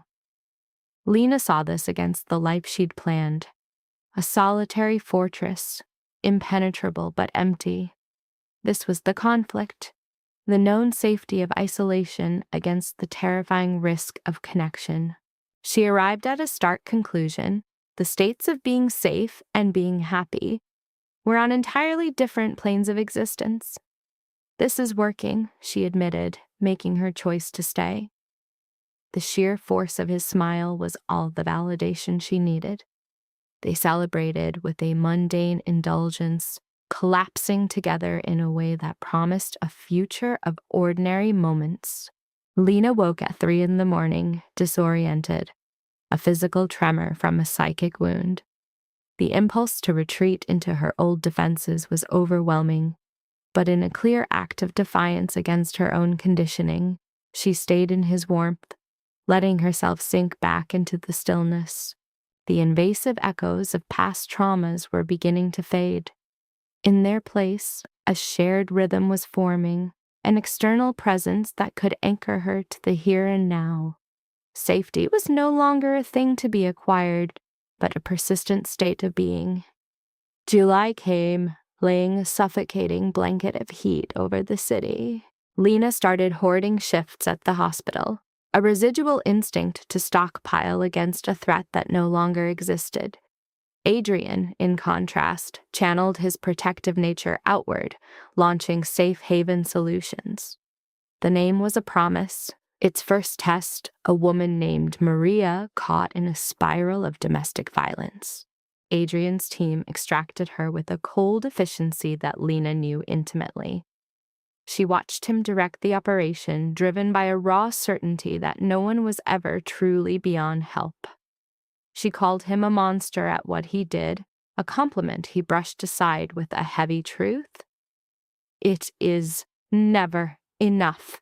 He laid bare the rescuer's impossible burden, the gulf between the enormity of the problem and the finitude of his own reach. Lena, however, offered a different view forged in her own survival. You cannot erase all the suffering in the world, but you can utterly change the world for one person. "You fight for what's possible," she said, her voice quiet but firm. "For the rest, you have to trust someone else will be there, just as you were there for me." In that instant, she was no longer the rescued, but the one offering him the moral anchor he needed. His surprise was met with her simple truth that this strength was always in her. He was just now learning how to see it. August arrived, 6 months after the incident. An internal clock was marking the days, half a year of peace, of relearning that a touch could be kind, of building a life she had thought was lost forever. Then, in the banal setting of a grocery store aisle, a ghost from her past appeared. It wasn't Ethan. That demon was caged, but this was Derek, his disciple, an enabler who had once watched her fear with a casual amusement. His eyes met hers, and a flicker of recognition soured into that old, familiar contempt. His voice cut through the store's low hum, using the classic abuser's script. "Ethan's pathetic little liar." Her body's old trauma response flared, that primal instinct to appease, to shrink, to de-escalate the danger. But the woman who would have done that was also a ghost. "He engineered his own downfall," she replied, her voice a taut wire humming with adrenaline. "I just told the truth." His sneer was a dismissal. "He gave you everything." "He gave me bruises," she shot back, "and 8 months of house arrest." Lena took a step toward him, a clear refusal to yield ground. "So, yes, I told them. I told them what he did, and I would do it again in a heartbeat." A dark, ugly flush crept up Derek's neck. He moved toward her, but a shape detached itself from the periphery, and Adrian was simply there. A silent wall between Lena and her past. "Walk away," Adrian said, his voice unnervingly calm, freezing Derek mid-step. You will turn around and you will leave now. If you ever speak to her again, I will give you a lesson in the true meaning of regret." The words weren't a threat. They were a statement of fact. Derek suddenly saw Adrian not as a man, but as a vessel of contained violence that dwarfed his own. This recognition of a far deeper capacity for harm made Derek's bravado evaporate. Adrian stood like a statue until the threat was gone. Though Lena's hands shook with adrenaline, her voice was perfectly steady. "I'm okay. I faced him. I didn't say sorry. I am not who I was 6 months ago." "I was terrified," she confessed, giving the truest definition of courage, the space where fear and action meet. The confrontation was the final proof of her change. Her healing was no longer a theory, but a real, functioning part of her, a tool she had just used under fire. That night, inside the sanctuary they had made, Lena made her next move. "I want you to stay," she said. "Not the guest room, in here, with me." Adrian's eyes searched hers. One last check for any sign of pressure. "I'm sure," she confirmed, her voice resolute. "I am done being afraid." "Desire, not fear, will be my compass now," she affirmed, cementing her new creed. His quiet okay was a world of unconditional support. In that space, they started weaving a new closeness, finding a language of faith born in the silence after the battle. The past was a hunter in the tall grass, where a simple touch could be a landmine, forcing a withdrawal.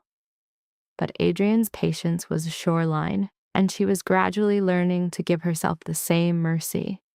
Slowly, Juan started to conquer the territory of fear and the profound risk of letting another see your broken soul. Later, cloaked in darkness, she found a feeling she thought had been purged from her heart forever. Serenity. It wasn't born from an absence of scars, but from the solid ground of her present, a life she had built next to the one person who saw her shatter and refused to turn away. "I love you," she breathed into the quiet, the 3 words feeling like a foundation stone. He held her tighter. "I love you too, even though my life is a disaster." "You are not a disaster," he corrected, his voice certain. "You are a survivor raising an empire from its own ashes. It is a completely different state of being." "That's just the love talking." "I am saying it because it is an observable truth," he argued. "And yes, because I love you." A smile bloomed on her lips in the dark as she drifted off, her mind finally mapping out tomorrows instead of reliving yesterdays. September swept in, breathing a sense of rebirth into New York.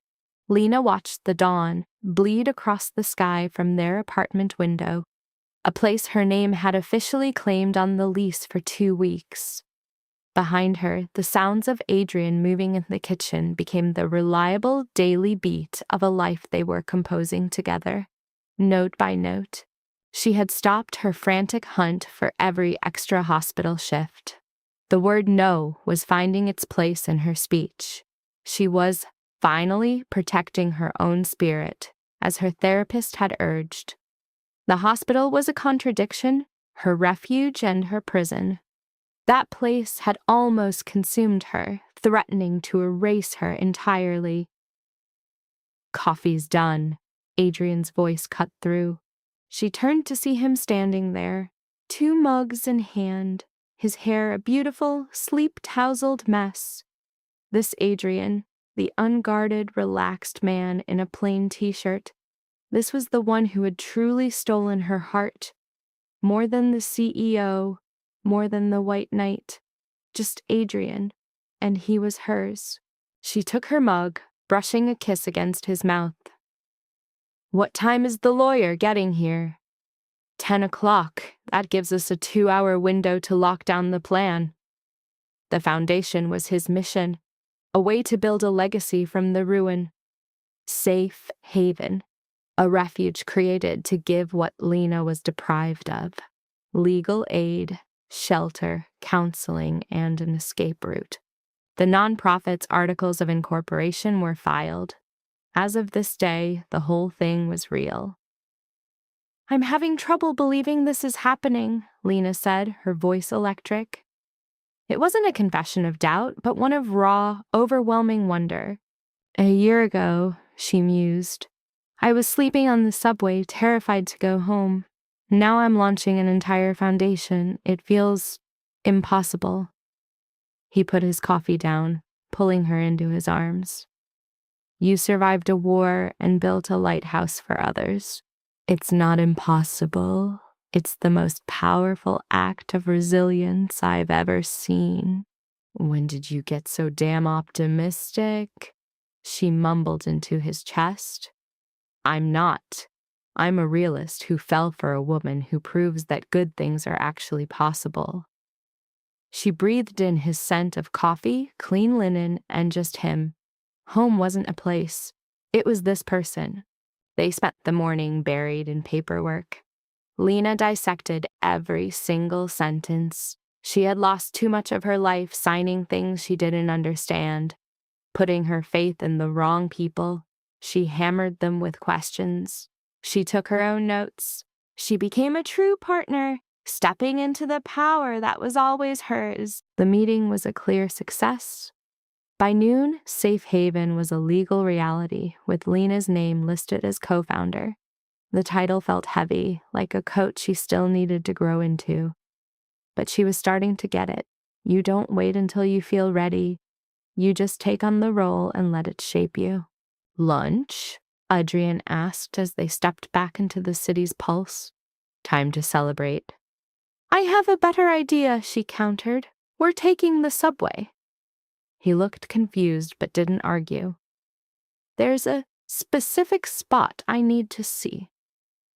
They took the train to 103rd Street. She hadn't been on this platform in a year. She'd consciously avoided it, treating it like a tombstone. But she was done running. It looked the same. The stained tiles, the smell of burnt electricity, the rumble of an inbound train. The memory was right there, waiting for her. Lena strode to the exact spot where she fell, where 8 months of fear had finally broken her. "This is where you found me," she stated, her voice soft but solid. "I was so lost that night. I thought the worst thing that could happen was hitting this disgusting floor." She turned to face him directly. But the real worst case was if no one had come. The worst thing was going back home, staying stuck because I couldn't imagine any other life. He started to say she would have found a way.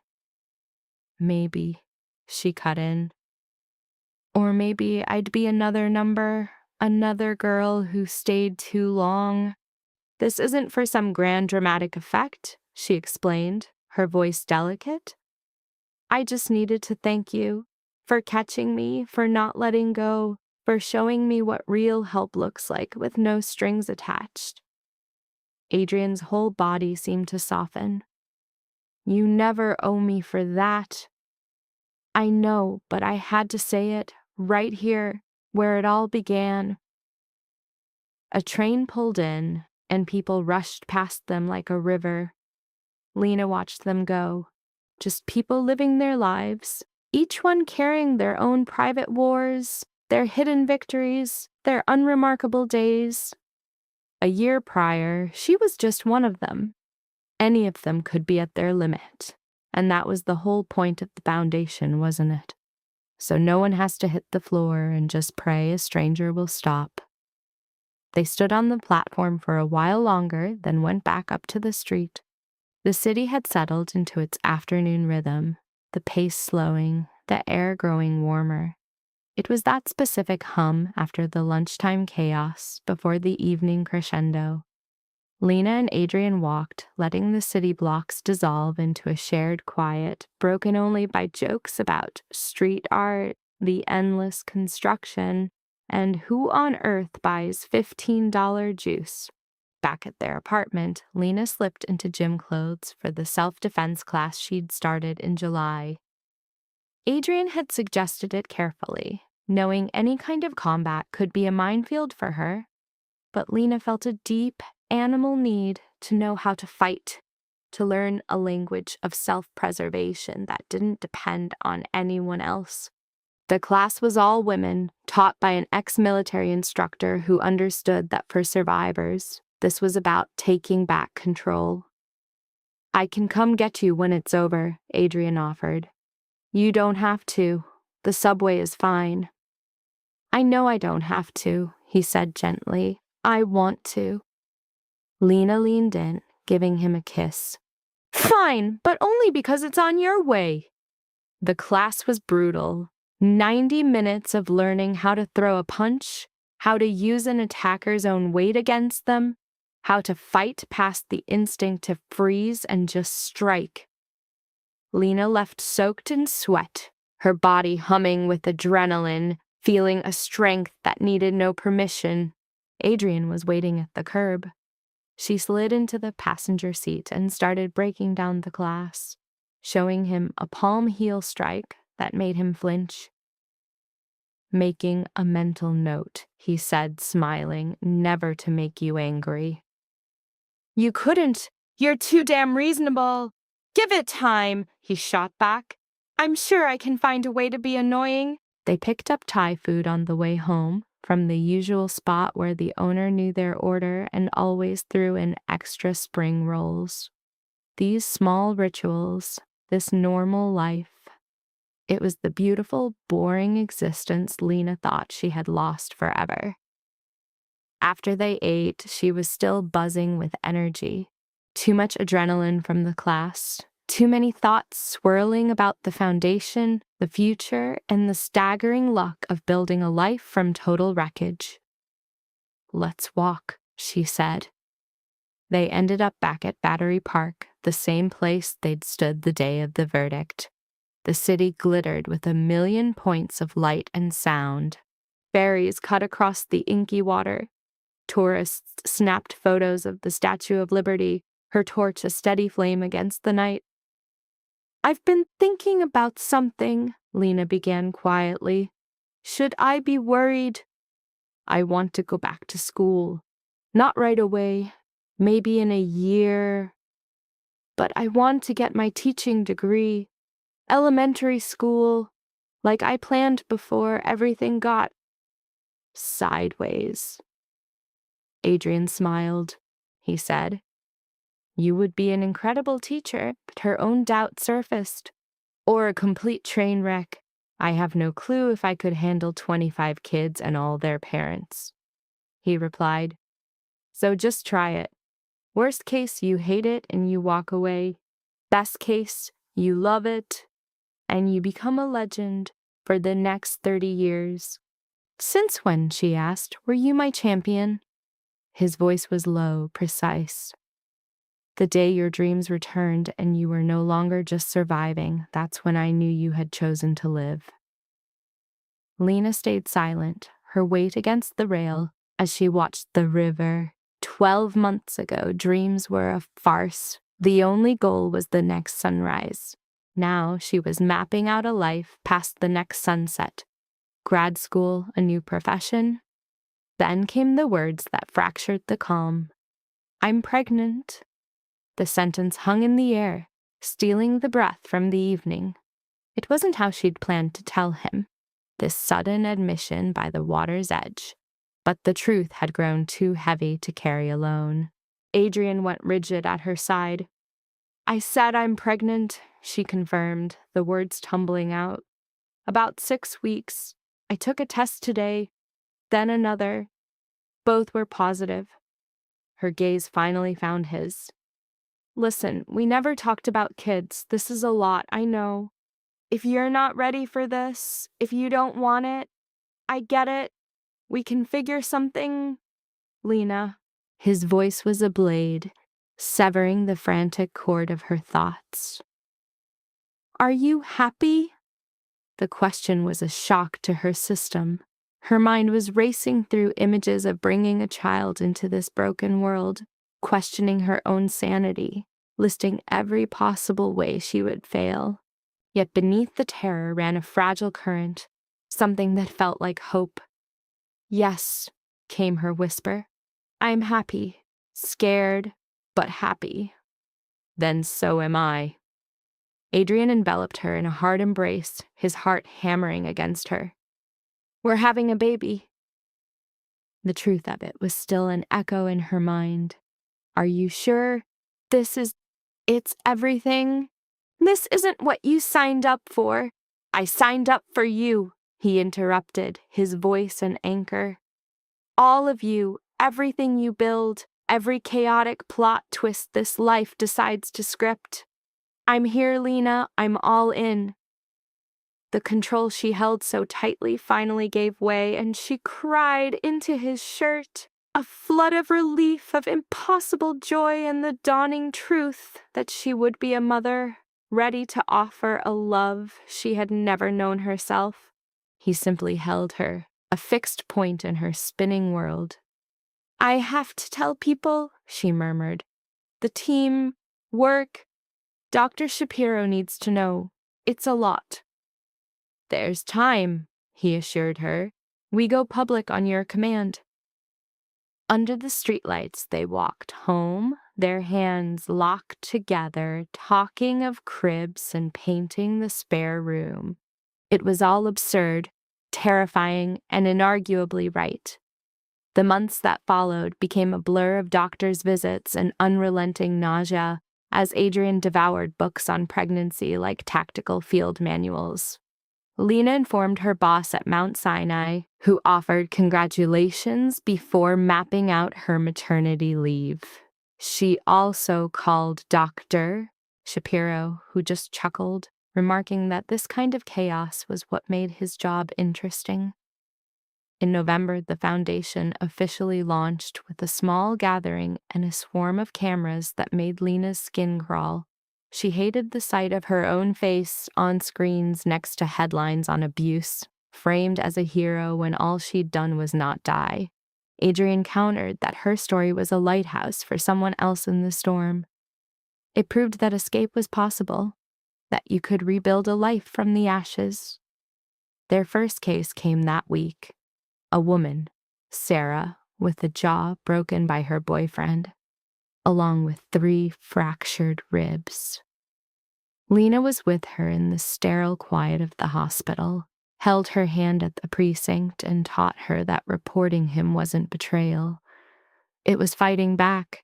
Watching Sarah walk through their doors, seeing her slowly believe she deserved to be safe, Lena finally understood what they had built. She saw how the blueprints of her own shattered past could become a shelter for someone else.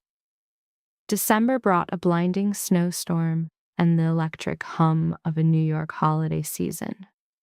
At 16 weeks, the sickness finally broke, and her body began a strange, powerful reshaping from within.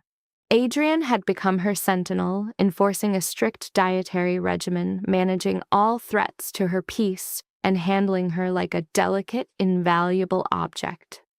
"I'm pregnant, not a glass figurine," she snapped as he took a grocery bag from her that couldn't have weighed 10 pounds. "I know," he said, "but you're transporting the mission's most valuable asset. My vigilance is non-negotiable." There's a line between protective and obsessive. Acknowledged. I will continue to search for it.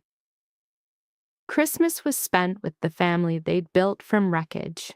Marcus and his wife, Patricia Reeves, who had been a rock during the trial, and the operators from Adrian's team who had pulled her from the fire. The space meant for blood relatives was empty, a silence left by bonds that had become poison. But the family you choose can be the most real of all. Adrian's main gift to her was a journal, bound in dark leather with her initials burned into the front. "A mission log," he explained, "for your thoughts, your fears, intel for the kid.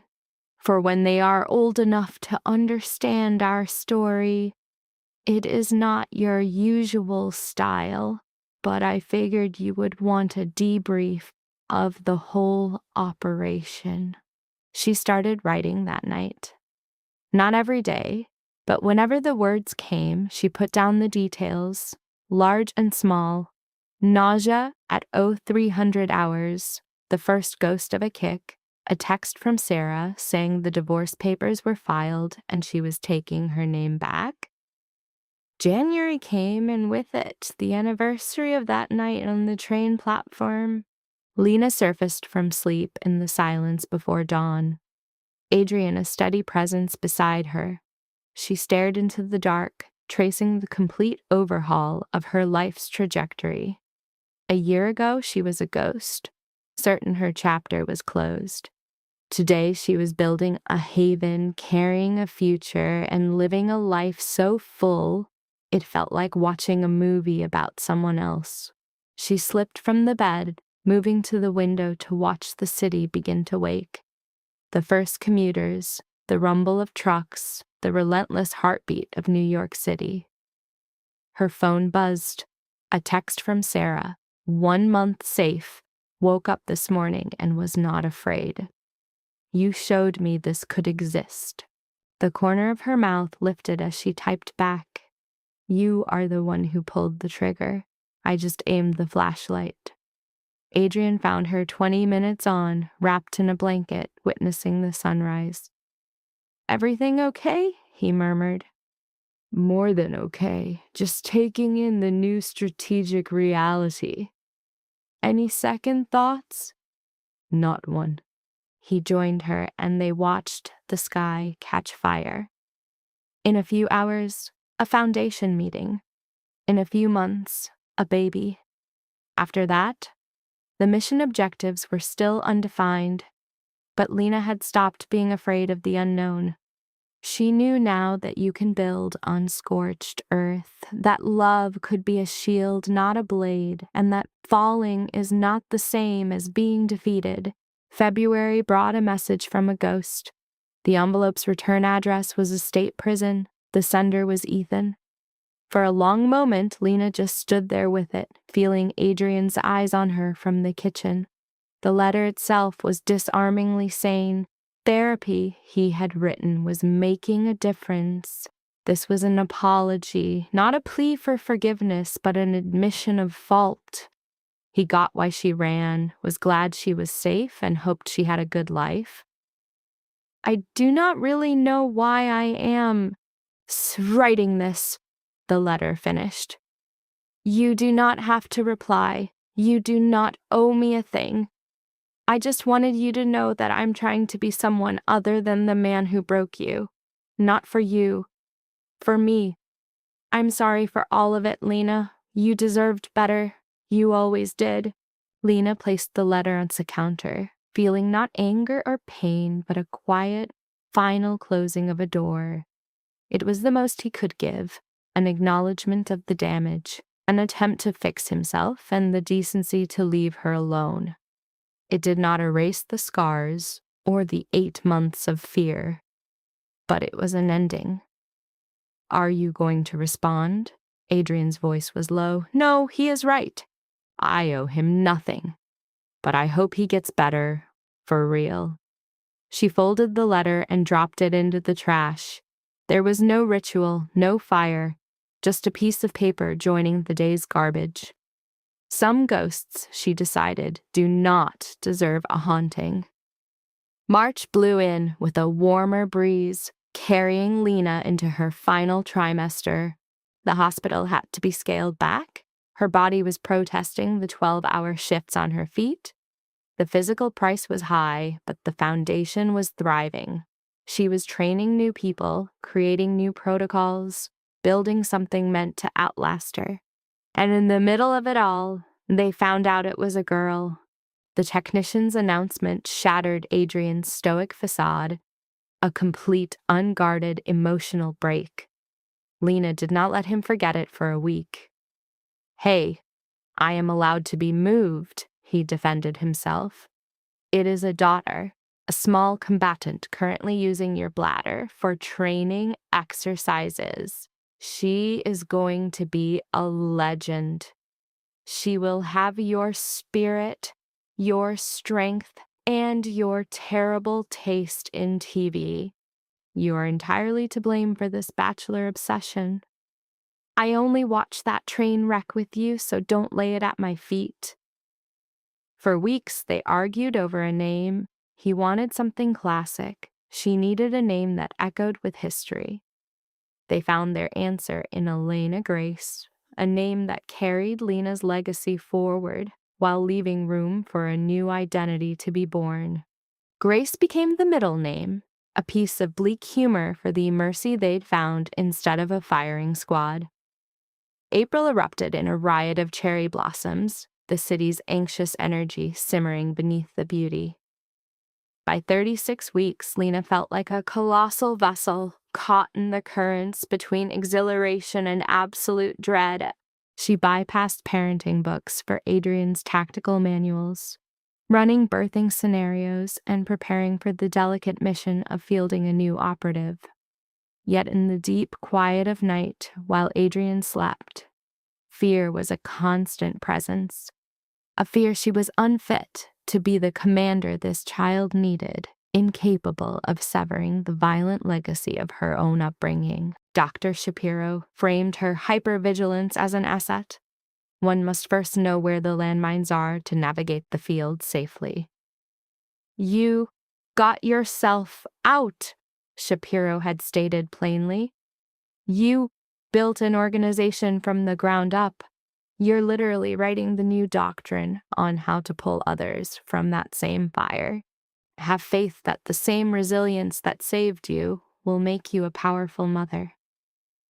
"But what if I ruin her?" "You will. All parents do. The objective is not perfection. It's about survival and recalibration.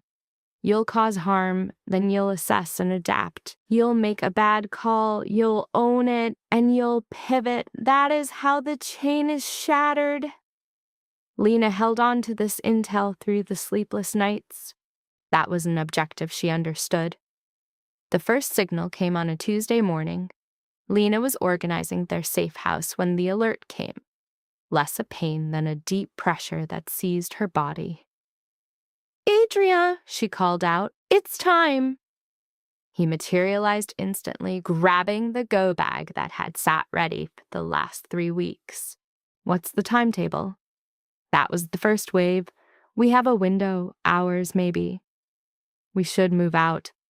Intel says to wait until they're closer. Or we could leave now, secure the zone." Lena fought back a smile. "You're losing your professional cool." "I'm being cautious." "You're terrified." It's oddly charming. They negotiated terms. When the waves were 10 minutes apart, they mobilized for Mount Sinai. It was her old stomping grounds, a place where she had the home field advantage. The staff recognized her on sight, settling her into a private room with the quiet efficiency of people hardened by crisis. Nothing in the intel could have prepared her. The labor was a brutal physical war that defied all metaphor. Lena had seen other women fight this battle, but to be in it was to cross into a different realm of agony. She understood the primal screams now. Adrian never broke formation, holding her hand, providing updates, and standing fast while she blamed him for every second of it. "You did this to me," she gasped, caught between the waves. "I know, my bad. You are a tempest. I love you." "Right now, I loathe you." "That's fair." 18 hours later, a defiant cry announced the arrival of Elena Grace Valente.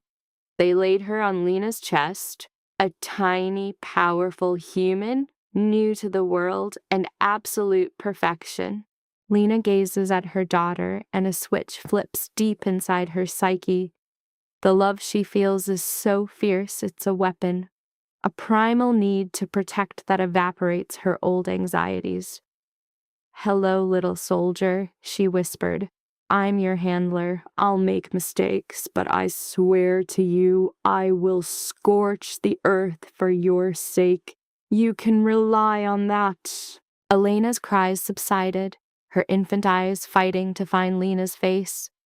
Adrian drew near, placing a hand on Lena's shoulder, looking at their daughter as if she were the ultimate prize. "She's flawless," he murmured. She is the victory. The next 2 days were a blur of concentration, mastering the logistics of feeding, waste disposal, and interpreting the data in her wails. The hospital exfiltration felt hallucinatory.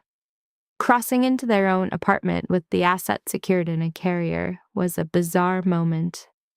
They settled Elena into her cradle, then simply stood post, watching her as though she were a live device that might trigger if they weren't vigilant.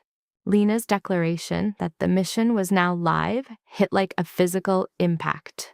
Adrian's answer confirmed the new status quo: full immersion into chaos. The opening weeks devolved into a blur of tactical feedings, and sleep shattered into 90-minute increments. The attachment was a known variable. The accompanying terror was an unbriefed complication. They began a constant routine of diagnostic checks, making sure Elena stayed online. Every sound she made was a system alert that fed their paranoia. The sheer weight of a life dependent on her perfect mission execution was relentless. In the midst of it all, she and Adrian found a rhythm, trading off shifts for recuperation and requesting backup before reaching burnout. They learned new assets have a surprising degree of durability, and that loyalty could reinforce a mission compromised by bad intel. The foundation grew swiftly, with Lena running point from home. She brought in Michelle, a retired operative who knew the mechanics of the system and the psychic price of entry. Since activating, the team had pulled 43 souls out of no-win scenarios. That was 43 lives reset, 43 people saved from having to hit absolute bottom to be found. As the summer heat beat down on the city, 3-month-old Elena began displaying the keen awareness of a field agent growing into her assignment. Lena's trips to the park became a strange new theater of operations, building alliances with other mothers through exchanged intel on sleep schedules and supply shortages. She stopped bracing for the next attack, no longer defining peace as a simple ceasefire. This was her domain now, a chaotic territory, but one she'd forged from the ashes of her own history.